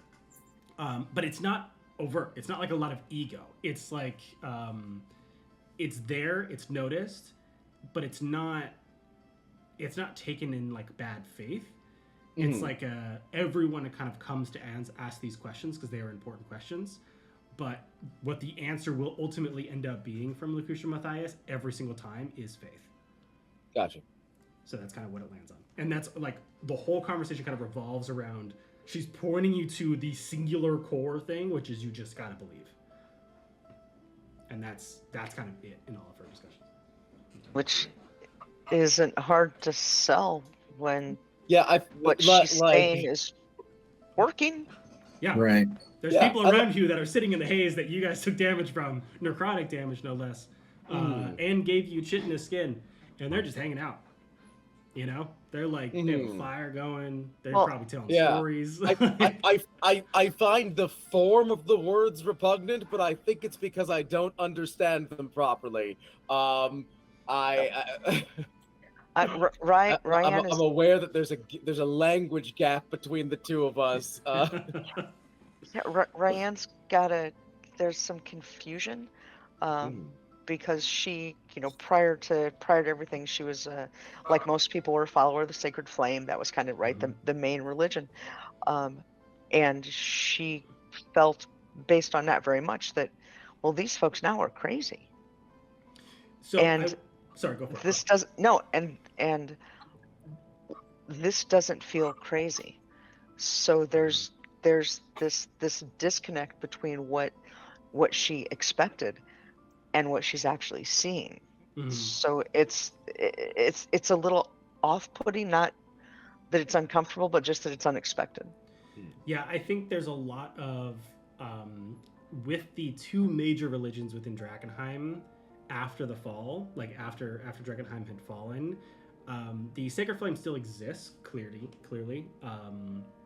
but I think the major issue and one of the kind of religious questions that hangs very silently in the air, except for those around the followers of the Falling Fire, is there was one person who called out that it was going to happen, and not only that, but called out how to save people when it happened, and both of them were the same person, and they both are now in this new religion. The old religion didn't make any such claims, nor could it save anybody. And so while it may be equally true, no signs of that have been seen. And so that's kind of the weird dichotomy, is that, like, the delirium meteors that fell destroyed the city. The one person who knew they were gonna fall also has the cure. And it is part of this kind of newer religion that worships the fall, as opposed to worships the fact that, there's a being protecting everybody. And then clearly that failed. And then, now we're in this weird spot where, like, they didn't protect us, and the one person who knows all the answers and has all the truths is in this place that is worshiping probably the worst thing to happen to this area ever. So it's a really strange kind of thing that hangs over every conversation that revolves around religion in Drakkenheim. Confusing. Okay. Unexpected. Are we able to rest for a short rest here in this? Oh yeah, absolutely. Yeah. That'd be lovely. Yeah, if you were to do like a long rest, I'd have you make another roll, but short rest is perfectly fine. If any of you are hurt, like actually hurt, you can be healed by the. Oh, that'd be lovely, because I can't heal from You resting. two need that. I can purge contamination. I think that'd be bad. Yeah, you'd lose your armor. Not just lose my armor. Yeah, I think the full purge contamination spell gets rid of all my contamination, which would give me 4 points of exhaustion, which would be worse than where I'm at right now. So, like, if we're gonna do that, let's wait till long rest time. Is contamination? One level of contamination isn't a thing. Like, is it a problematic? That's what I have. Wait, what's that? One level of contamination, I think, is super chill and fine, and nothing bad about it. Yeah, one level's fine. There's literally no symptoms. The only thing is that when you if you gain another one, you have to roll in the mutagens table. First one's free. First one's free. Got it. There's also you got to roll a d20 when you take a long rest, and on a 1 you get another contamination level. Yes. Nice. Yeah. Ryan has 1 from when I cast a spell on her, right? Yes, unless you got that gotten rid of. I don't think you got that purged. We haven't been rolling your d20s though. I don't think so. Yeah, no, and I totally forgot that. All right. I totally forgot that as well. We'll just make a note of it. So every time we long rest, those with contamination have to roll not only a D6 but a D20. Okay. Yeah, in that case, I'm going to purge contamination on myself, Okay. and I have holy water as the component. Okay. And I will take 1 level of exhaustion. Okay. Great. Yeah, I already got disadvantage on stealth anyway, so. You're right. I was like, I'd spent a lot of stealth checks, and I already have disadvantage. I will offer to do the same for Ryan, or I can give everyone the aid spell, which is 5 extra hit points and 5 maximum. Do you have 3 spell slots? I have 3 spell slots at this level. Ooh, nice. Show off. I know. Aid sounds lovely. I got a bad cough and almost died. Well, Let's go. The clerics will heal all you, so you just get full health, and then 8 on top of that. Yep. So extra 5. All right. So I will do that, and then I will regain my spell slots after the short rest. Yep. I will change my contamination 1 to exhaustion 1. Beautiful. And I am at 1 level contamination. Boom. Yep. So next time you long rest, Laurie will, or if you gain another contamination, we'll do that. I completely forgot that you had that. Me too. All right. So then at this point, do we have any? Oh, we do have temp hit points. Yeah, Sort of, yeah. Well, yeah, I guess sort of, because it just increases your max, right? Yeah, It just increases your max. If you get temp hit points from another source, it'll become relevant that they're not technically temporary hit points. But if you don't have that, then treating it as temp HP is normal and fine. Okay. But so then if we were to get temp hit points now, we could keep They them. could stack, yeah. Fair enough. So while we're having a short rest, gonna cook a little something over the fire, maybe even just some little tea, just some things that I have for the guys, because I'm very reluctant to give them any meat because I know they're a little sensitive. So especially since you just harvested a manticore. I understand. Hey guys, it's a little chilly, maybe. It's a little chilly. How about some tea? Let's probably give us a little bit of strength for what we've got coming. Yeah. Aphales will let it cool down entirely before he takes a sip, and is going to use his poisoner's kit to perform whatever tests he can to see if it's poison. Perfect. And Ray totally sees him doing it. It's just like, okay, all good. Trust me, Aphales, trust me. I'll let you know. Oh, I trust you as much as I trust anyone. Hey, trust and verify. Like my little brother used to say it all the time. Trust but verify. Indeed, trust but verify. Trust but verify. Erasmus, who now thinks it's wrong to trust anyone, like he's already having issues trusting people, is going to use his own poisoner's kit to now test the tea. Like it's like, it was like, I've been a fool to be so trusting I'm gonna of give Ryan. I'm gonna give him a little disappointed look. Not true. Take your 3 temp hit points. Especially as it applies to court intrigues. The person who's checking your food for poison is the most likely person to poison you. Makes sense. Makes It's sense. the nature of the job. You kind of have to hire a poisoner to touch all your food. So, or just, risk it a little bit. Fair enough. Which, nobility are split on which way they go. Some people hire unqualified poison testers and suffer the results of that. Others hire qualified poison testers and have to deal with the problems associated with that. Feels like you could lose either way. All Indeed. right. Testing your own poison, though, more or less foolproof, provided you're sufficiently well learned. Seems safe. It definitely feels like, well, not feels like, it definitely is hard to trust anyone from what everyone has been through and what we're going through. Right or wrong, I trust the 2 of you. I mean, attempting to wield political power is a really dangerous proposition. I can't recommend magical power highly enough. You're so much less vulnerable to murder when you've got a lovely little isolated wizard tower out in the Badlands. I'm learning about the power, and I like it. But On as soon that as you want to note- bring people into your life that you're telling them what to do, oh no, get a homunculus, much better. Intermission. Let's hit that. Awesome. Yeah. All right. Yeah. All right, Bio breaks. intermission it up. All right, we'll be right back. All right.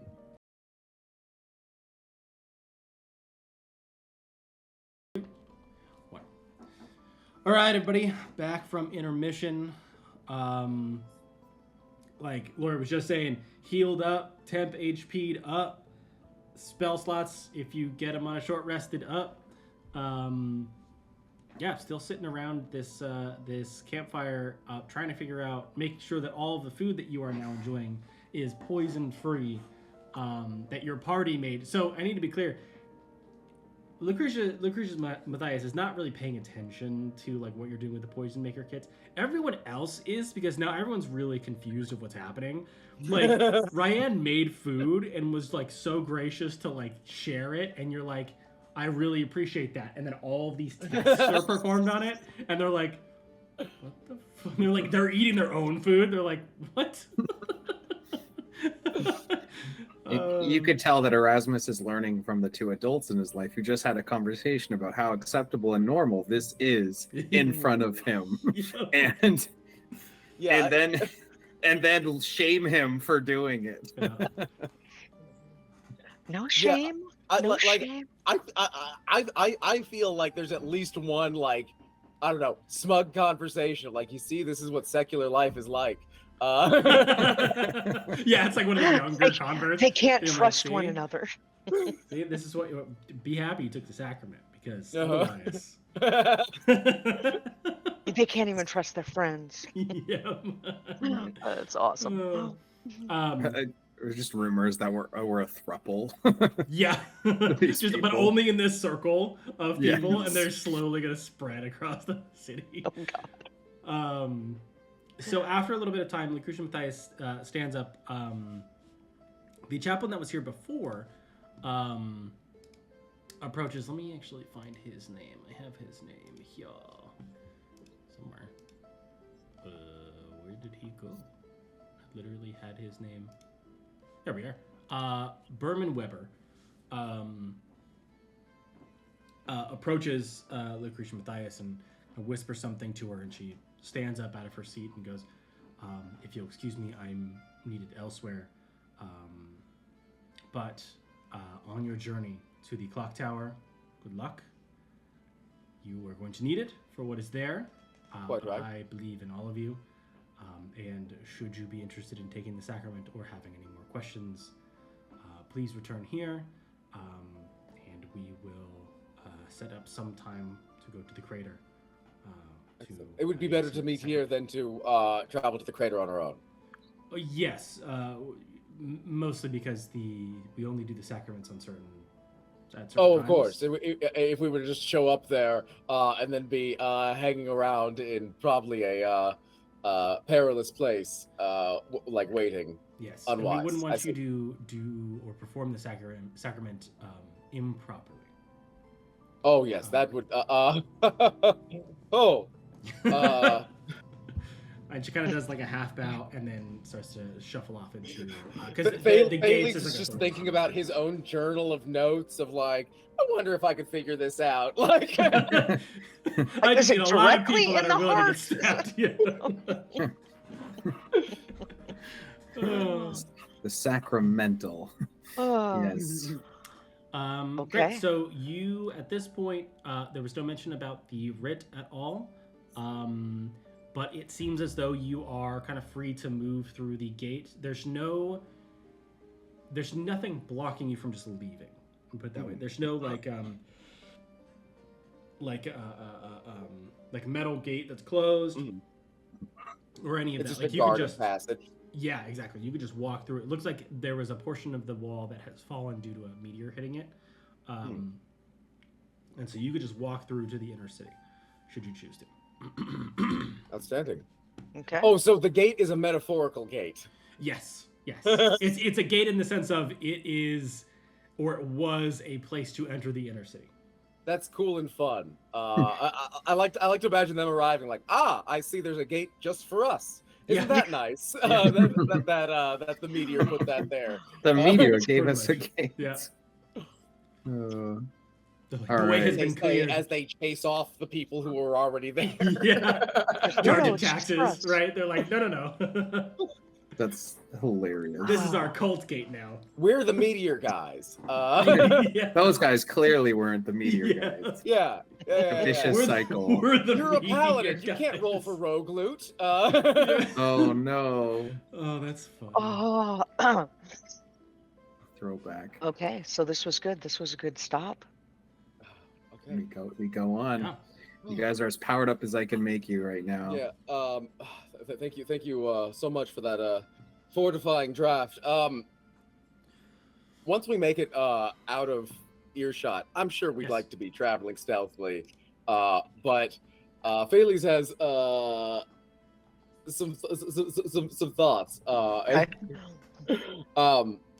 At some point, That he's was going to turn to the two of you. Yes. Wow. I gonna be honest. I kind of hope to skate under her attention. I don't That- think I don't think she misses much. No, and I'm more worried that she recognized who I was without.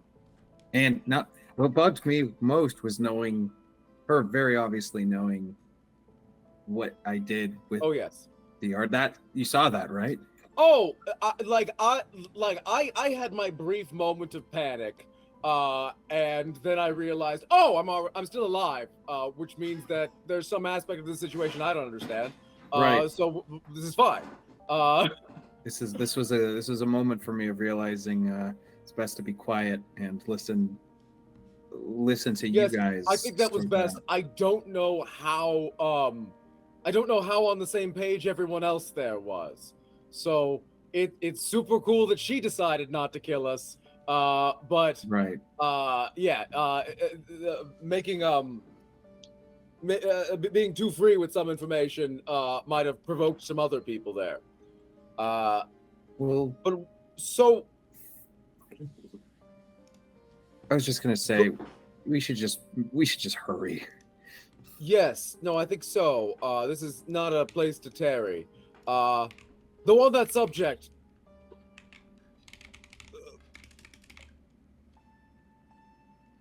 what do you? You're here to recover the remnants of your legacy and to restore Drakkenheim to the extent that it can be. Yes? I don't know anymore, honestly. The longer I've been here, you see, the people I stayed with when I was a child were servants of my family, and they're good people. They were more family than I've ever known. They were more Indeed. my family. Yes. And they always told me this is the right path for me. Mm-hmm. And then they left. Obviously, for duty, for obligations, and when one went missing, the other soon followed. And Well, being alone has made me think, yes, if I had support, if I had the vision, if I had a scope of thinking this was possible, but I felt like this is some impossible task, Felix.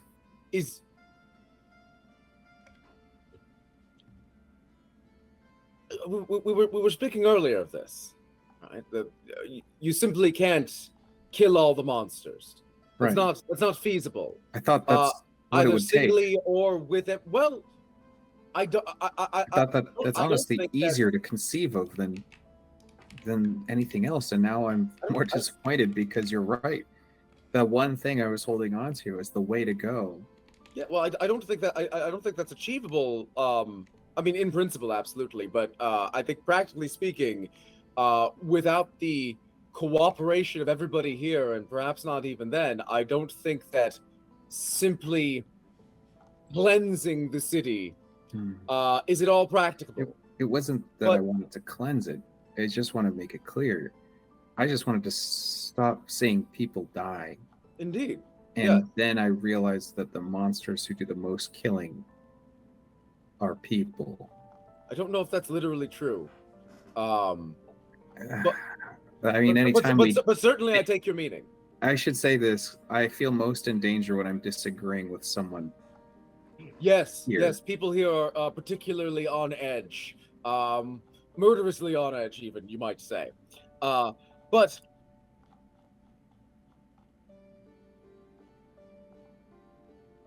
I must confess I have lived much of my life with a disinterest in matters of the sacred, and I have perhaps neglected some of my studies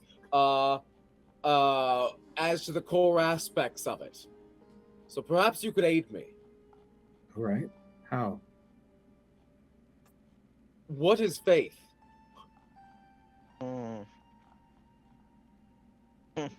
Or perhaps that's not a simple question. Perhaps it's something very expressive and personal. Because the impression that I got was the experience that I was having was that Lucretia Mathias was using it in a way very alien to me, and then as I contemplated it, I discovered that I couldn't think of a meaning that was not alien to me. What if faith can be simplified as a belief in a scientific event without having the formula in which to recreate it? Well, that's simply bad science. There is something happening here that it's not bad science; it's incomplete science, and all science that has its footing now was once incomplete. To commit to a view based on an observation, based on a principle which is untestable. But that doesn't seem to be at all how the followers of the Fallen Fire are using the term. I suspect that they are experiencing some sort of doxastic discomfort. Some belief of theirs is one they are unwilling to reckon with their true reasons for believing, and so they name those reasons faith for a purpose, so that they can not examine them any further. That is the feeling that I have, because oh yeah, go for it. No, go ahead. Because what they seem to be doing is simply making observations, reliable predictions of the world, and finding that their observations and predictions are true, and then calling the beliefs they form based on that faith. I think you're mistaking faith for what people do with it, and I would say that what these people are doing with their faith is either inaction, like you say, and hoping it holds, or bad science, or maybe just untenable action. I would say that the good science and faith is for people who challenge it, who try to explore it deeper, who try to allow people to create discourse. Growing up, we, like many, we were a religious family. It was followers of the Sacred Flame. And I remember both my brother and I asking questions early on, because as faith was described to us, it was a strong belief in something that couldn't be proved. Show me the gods. Let me see these things. They're not clear. There's not actual evidence. So for someone like you, a scientist based in facts, faith has to be a very foreign concept, because my understanding was that we were raised that faith is a belief in something that can't be proved. I have studied ethics. I can understand the concept of a belief which is moral to hold, regardless of whether it conforms to your epistemological framework. I find that repugnant, but I understand it. But I don't think that's what this is. I would. I would when you I don't understand why they are appealing to faith, or even really what they mean by the word, when they are simply making observations about the world that other people are not making, and that's just observation. That's not faith. Well, I think that different minds react to information differently. I think that particularly in these times when there's so much uncertainty and there's so much that's out of people's control, for some to find comfort in something, to find comfort in faith, whether it is actually provable, whether it is actually accurate, there is just there that comfort in something they can. The desire to take a position, that is not foreign to me. I understand why a person might want to take a position even if they could not justify it. Is that what this is? Their positions seem justified. Their positions seem eminently justified. I've never made a prediction as accurate as those of Lucretia Mathias. So you return to the thought that she, like we spoke last time about this, she caused it, or more than likely had information from the source that did. Well, perhaps the source caused it, perhaps the source simply knew and relayed that information, but I think the one implausible thing, the one thing to which you would need to resort to faith, is to say that her writings were correct simply by luck. I think that is the only untenable position. Okay. And I don't know, does anyone hold that? Do you hold that? No. I don't. So, the only luck I believe in is bad luck. Is there a distinction? Is there a distinction of faith between the followers of the fallen fire and those of the sacred fire?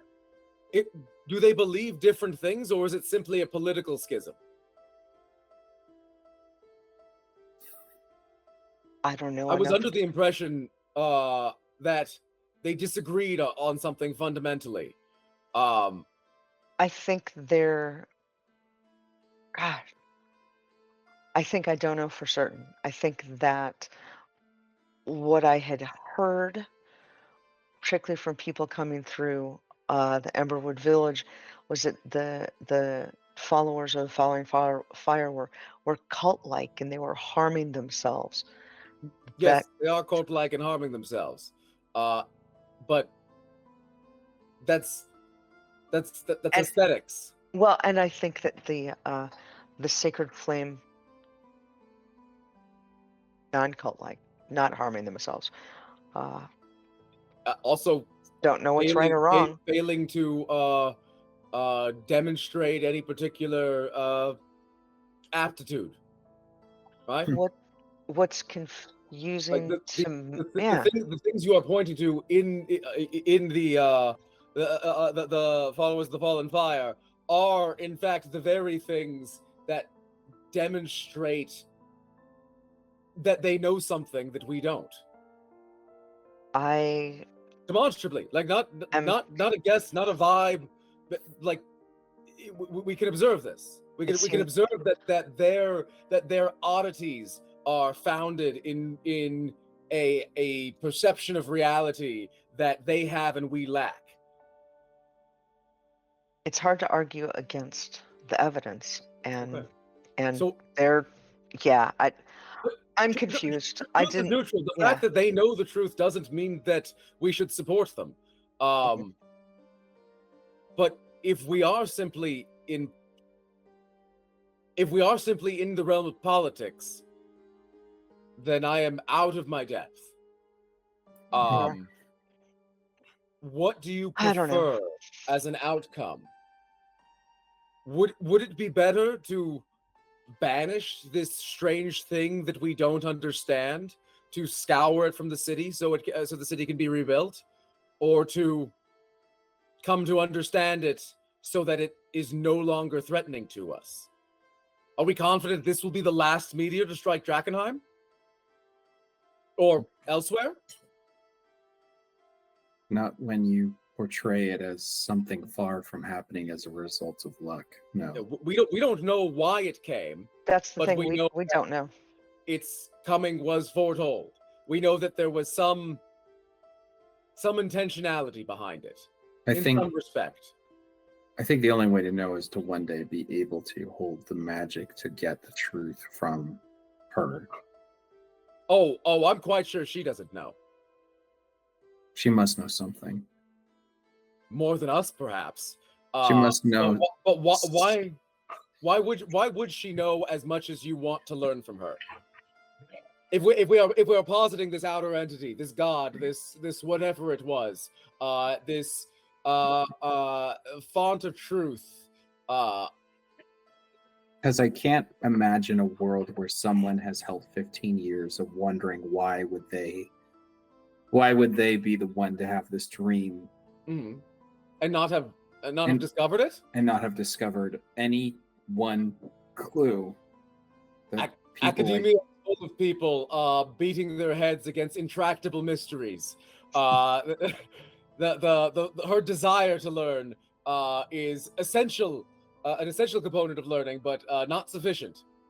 And if we think about what the thing that she would be trying to learn is, that is some very inaccessible information. Other people want to know probably almost as badly. Many other people. And maybe so far as I know, no others have cracked that. If she knows the source of the dream, then she would be the only person who could know, and she'd be the only person who wouldn't speak on it. If we don't need to know, let's just imagine the full possibility space of what could have predicted and or sent that meteor. What is our confidence that they will not do it again? Totally unknown. I don't think it is totally unknown. I think anything that acts with intentionality is not completely alien to us. Anything that has purposes, anything that communicates, it may be very alien, but it cannot be completely alien. And so, if we are imagine all of the ways that a person can be that might produce this. I do not think that if we manage to destroy all the delirium, that will be the last we see of delirium. I think that a world in which humanity is equipped to live with it is, in the long term, much preferable to one where we simply hope that it does not return. That I'm not an academic. I don't have that answer, but that does seem like that's an attitude that aligns with the followers of the Falling Fire. I mean, your goal is your goal is to expunge the monsters and stop people turning into them. Yes. Yes. I have no idea, truly, what they mean by those of sufficient faith will survive. Not a clue. Are you tempted to find out? Oh, certainly. I mean, look at you, Phales. Yes, I'm having a bad time. I wonder if your curiosity, your namesake, your reputation is not going to drive you to that same outcome and just call it science instead of faith. I don't call it science. I am not a scientist. I simply respect them. What I call it is trusting my eyes. You mean the scientific process? Whichever formulation you'd like to use. I think I think that as creatures of sense, we must trust our own observations, at least to some extent. We have made some observations. Now, again, this is purely from the angle of truth finding. From a political angle, I don't at all know what the right thing to do is. But I know that I would like to not be subject to this haze. Agreed. I would like to remove its power over me. Agreed. Agreed. I would like to remove its power over everyone, if possible. Though again, with the caveat that it seems entirely plausible that their process has a very poor success rate, and the poor faith the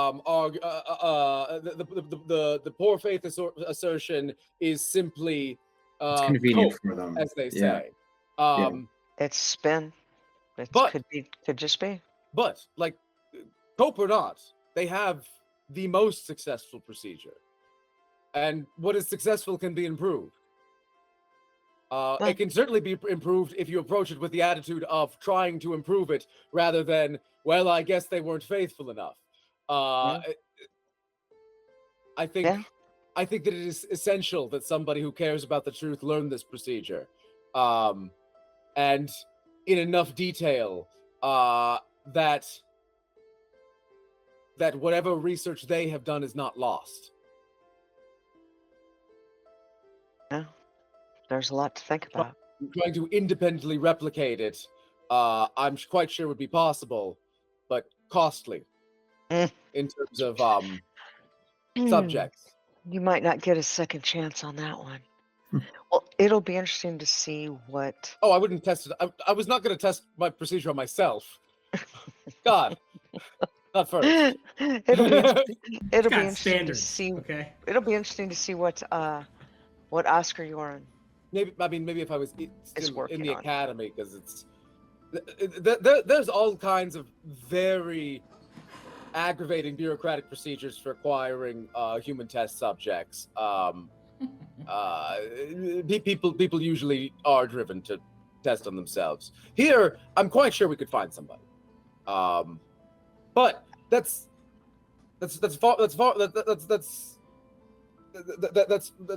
unnecessarily costly. We need not do any of that. If we can, I don't know, in the worst case, steal what they know. And in the best case, perhaps they are no more sinister than they present themselves. They may not be sinister at all. Well, I wouldn't go that far. But Okay, perhaps they Haley, are an acceptable level of sinister. Do you consider yourself a good man? Oh, surely not. Do you?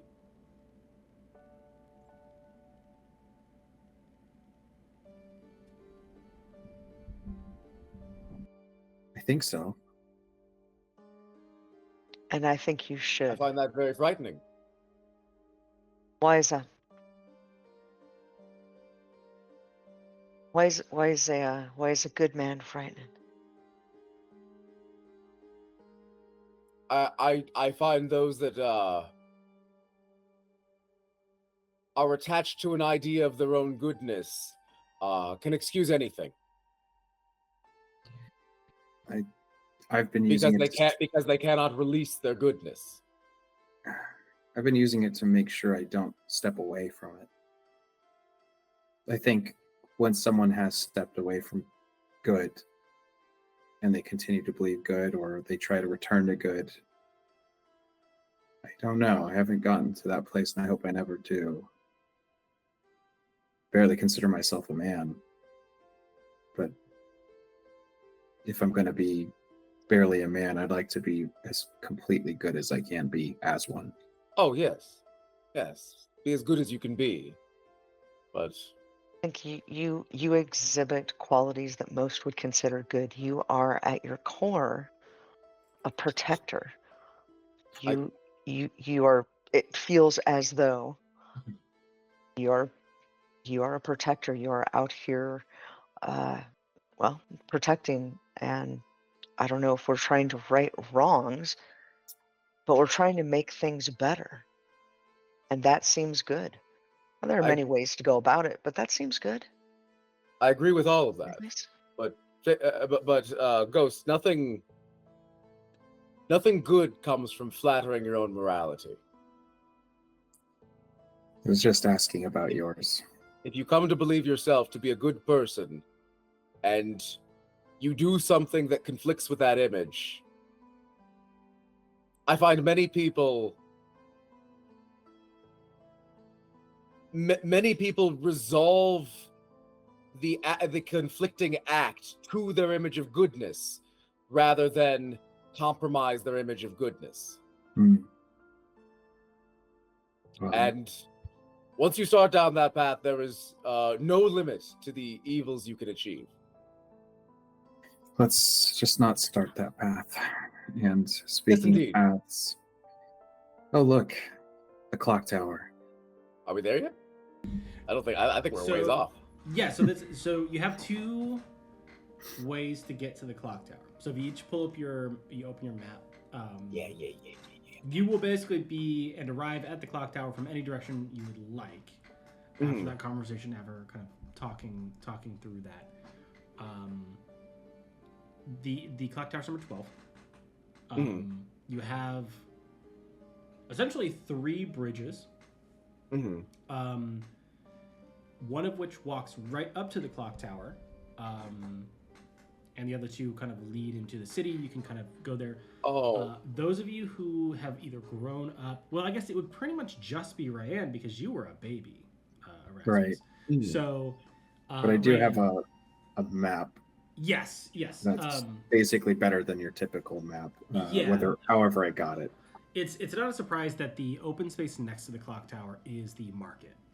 It's a giant plaza. It's the biggest plaza in Drakkenheim. Stalls, stores. The guild hall was here. The original guild hall was here. A lot of offices. This is kind of like one of the major meeting places for a lot of not only business but pleasure as well. Spend a lot of time shopping. Spend a lot of time chatting. Grabbing food. The whole nine. The clock tower sits almost exactly in the middle of Drakkenheim, in the inner city.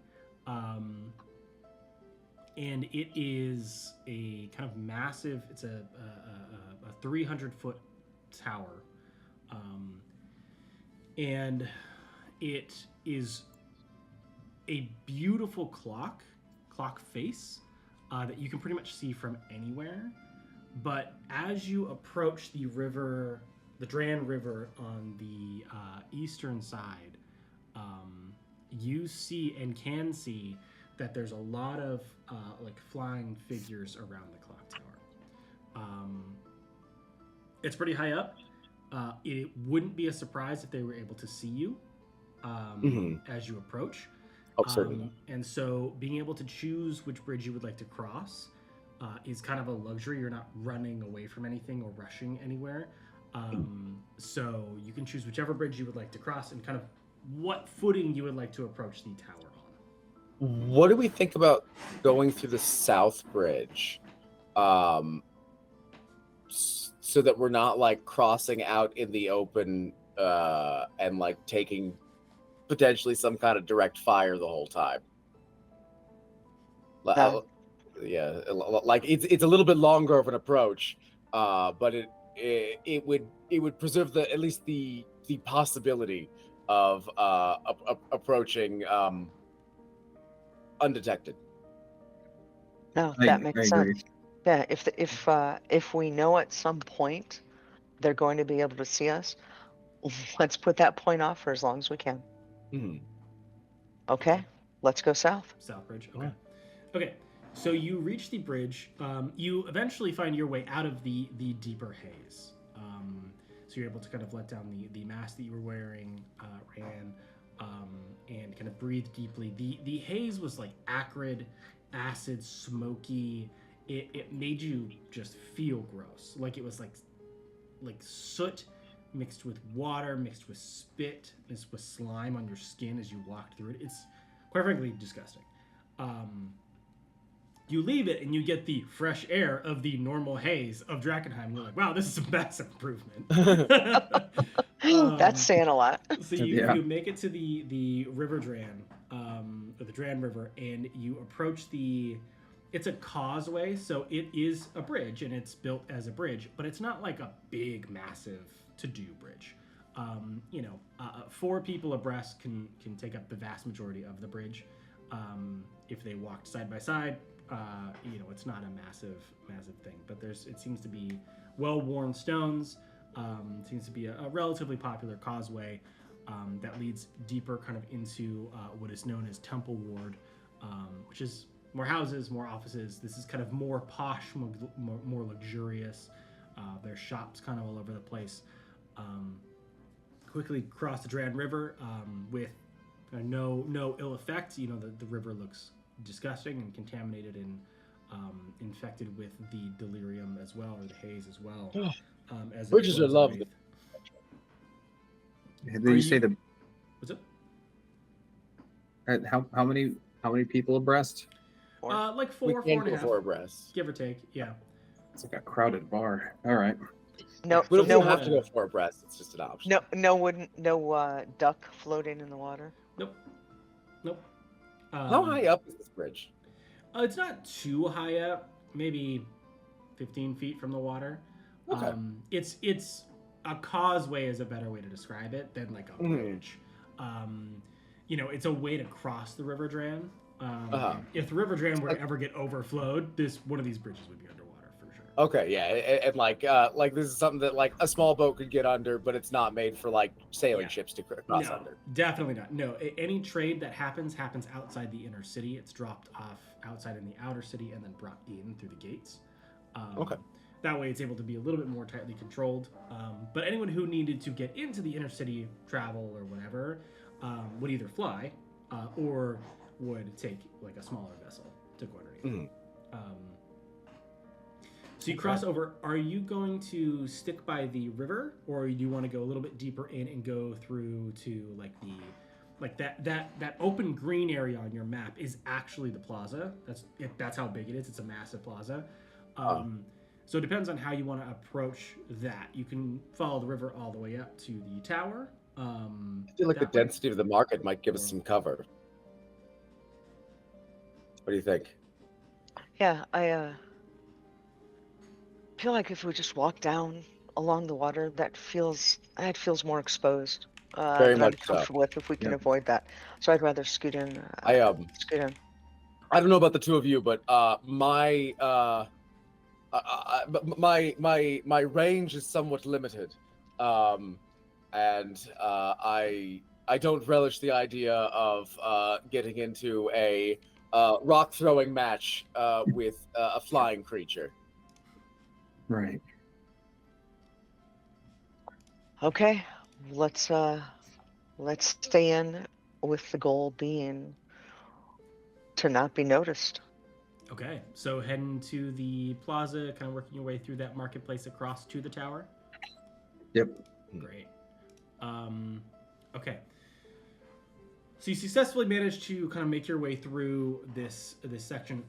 It's a little interesting. You haven't run into any situations yet in the inner city.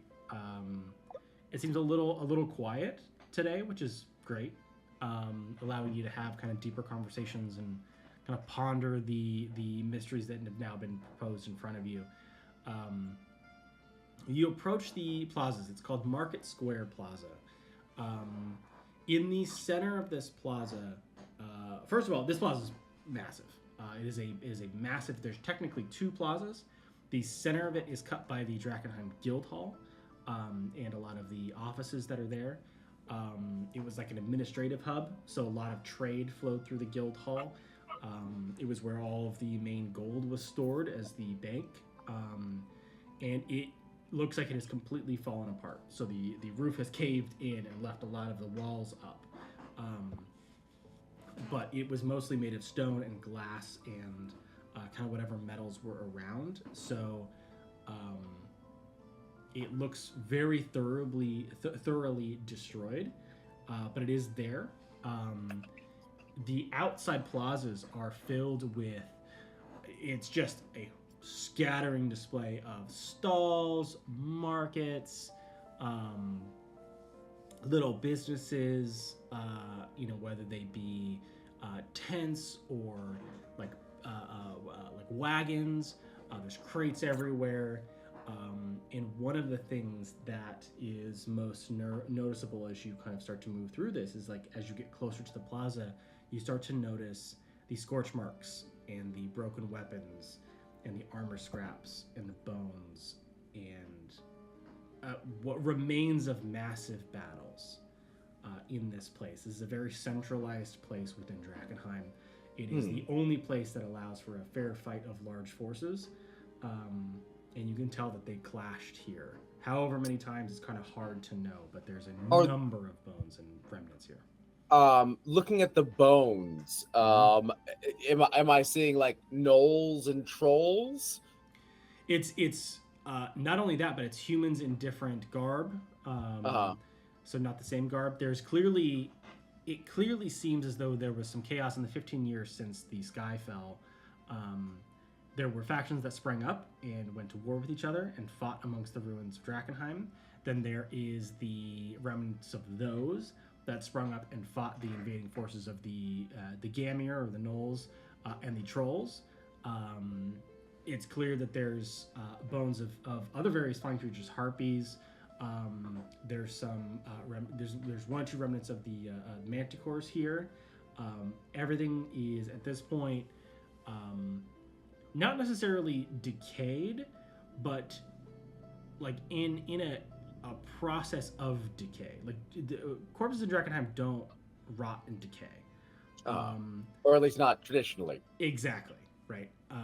And so still mechanical decay of just like time has happened, even or like scavengers. There's no bacteria. It's scavengers is a big one. There's a lot of rats, a lot of crows, and so there's not the traditional rot, but it's almost like a picking clean of any nutrients that are available. Is what it more looks like. And far down the plaza, okay, so like this is like the this is where the corpses end up, right? Lots of them. It's not even necessarily where the corpses end up. It's that the corpses started here, like due to battles. And presumably, there's still battles happening here on occasion. Occasionally, exactly, right. It's a large open area where larger battles can take place. It's a pretty good fielding ground for that. Do we see any vermin? Like do we see these crows and rats around? Yep, there's a considerable amount of them. They are just normal crows and rats, surprisingly. No rat people, but yeah, just normal. But there's a good number of them here, and as you enter or get close, they kind of scatter into the stalls and crates. I'm not gonna get too close. If I see like a body pile and I see like a rat wiggling around there, I'd like to use a scroll of sleep. Okay. And like on the pile, and hopefully get as many rats and birds as happen to be there. Okay. Let's see. I don't know if I need to. Okay, go ahead and roll. Go ahead and roll 5d8 for me, and we'll get the HP of all these creatures and see how 31. many you get. 31. Okay. And I'm gonna go ahead and roll one of these. Nice. The one time I rolled big was for vermin. Go figure. So you see a number of you see kind of not a large mass of bodies, but a couple bodies that are kind of like strewn on top of each other. Larger ones like a manticore, and then like a couple humans, and a Gamir and a troll, kind of in the same general area.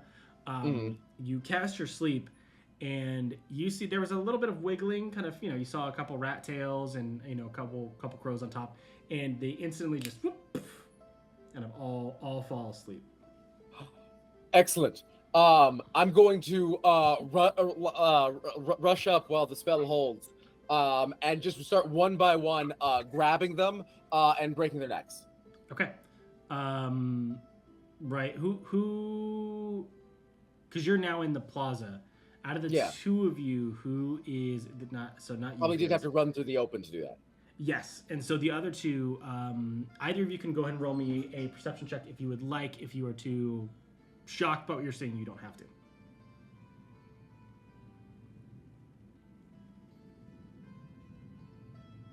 So he casts sleep and then he runs and he's killing the rats.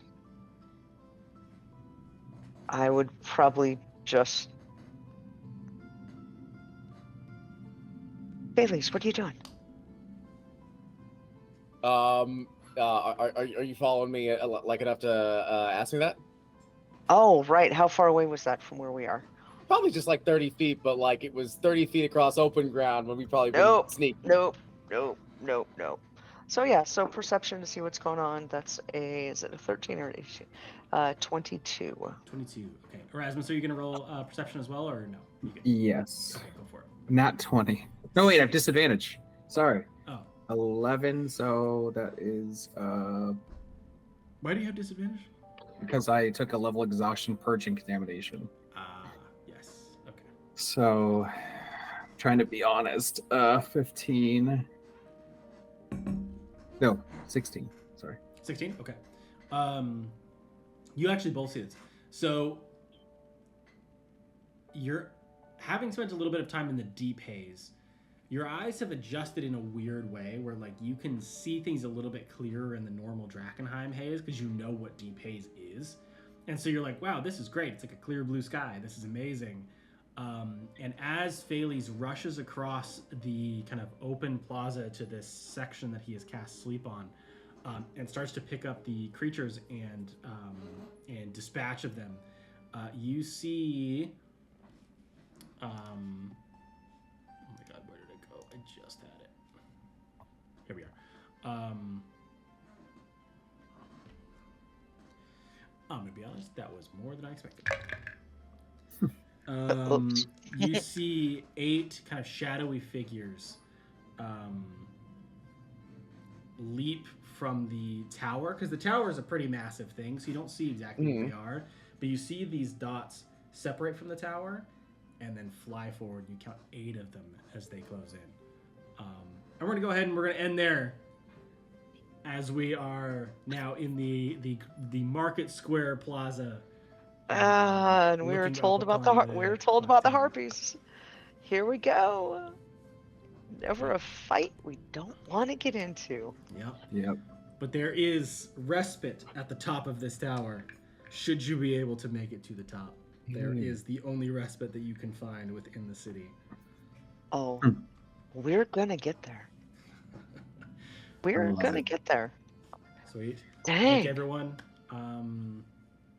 Definitely see you next time. We'll fight our way up the clock tower. He's gonna get a little spicy. Clock tower's spicy, but we got some good stuff. Excellent. So, Hey, we like spice, and come on, we need a fort. Yeah. We need a fort. 100%. Right? All good clubs have a fort. It'll be good. Yeah.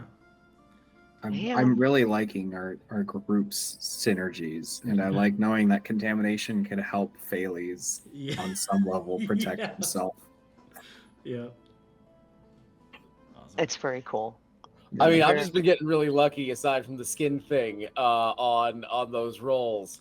There's some real bad ones in there. There's some real bad ones. Yeah. The fact that you have +2 to your AC as a wizard is so necessary. +2 to my AC and 4 free Misty Steps a day. Yeah. That's what I got. No weight differential is pretty solid. So. That's So those are good ones, and I don't know. I'm looking forward to seeing some more. Yeah. Well, thank you all. We'll see you next time. This is fun. Yeah.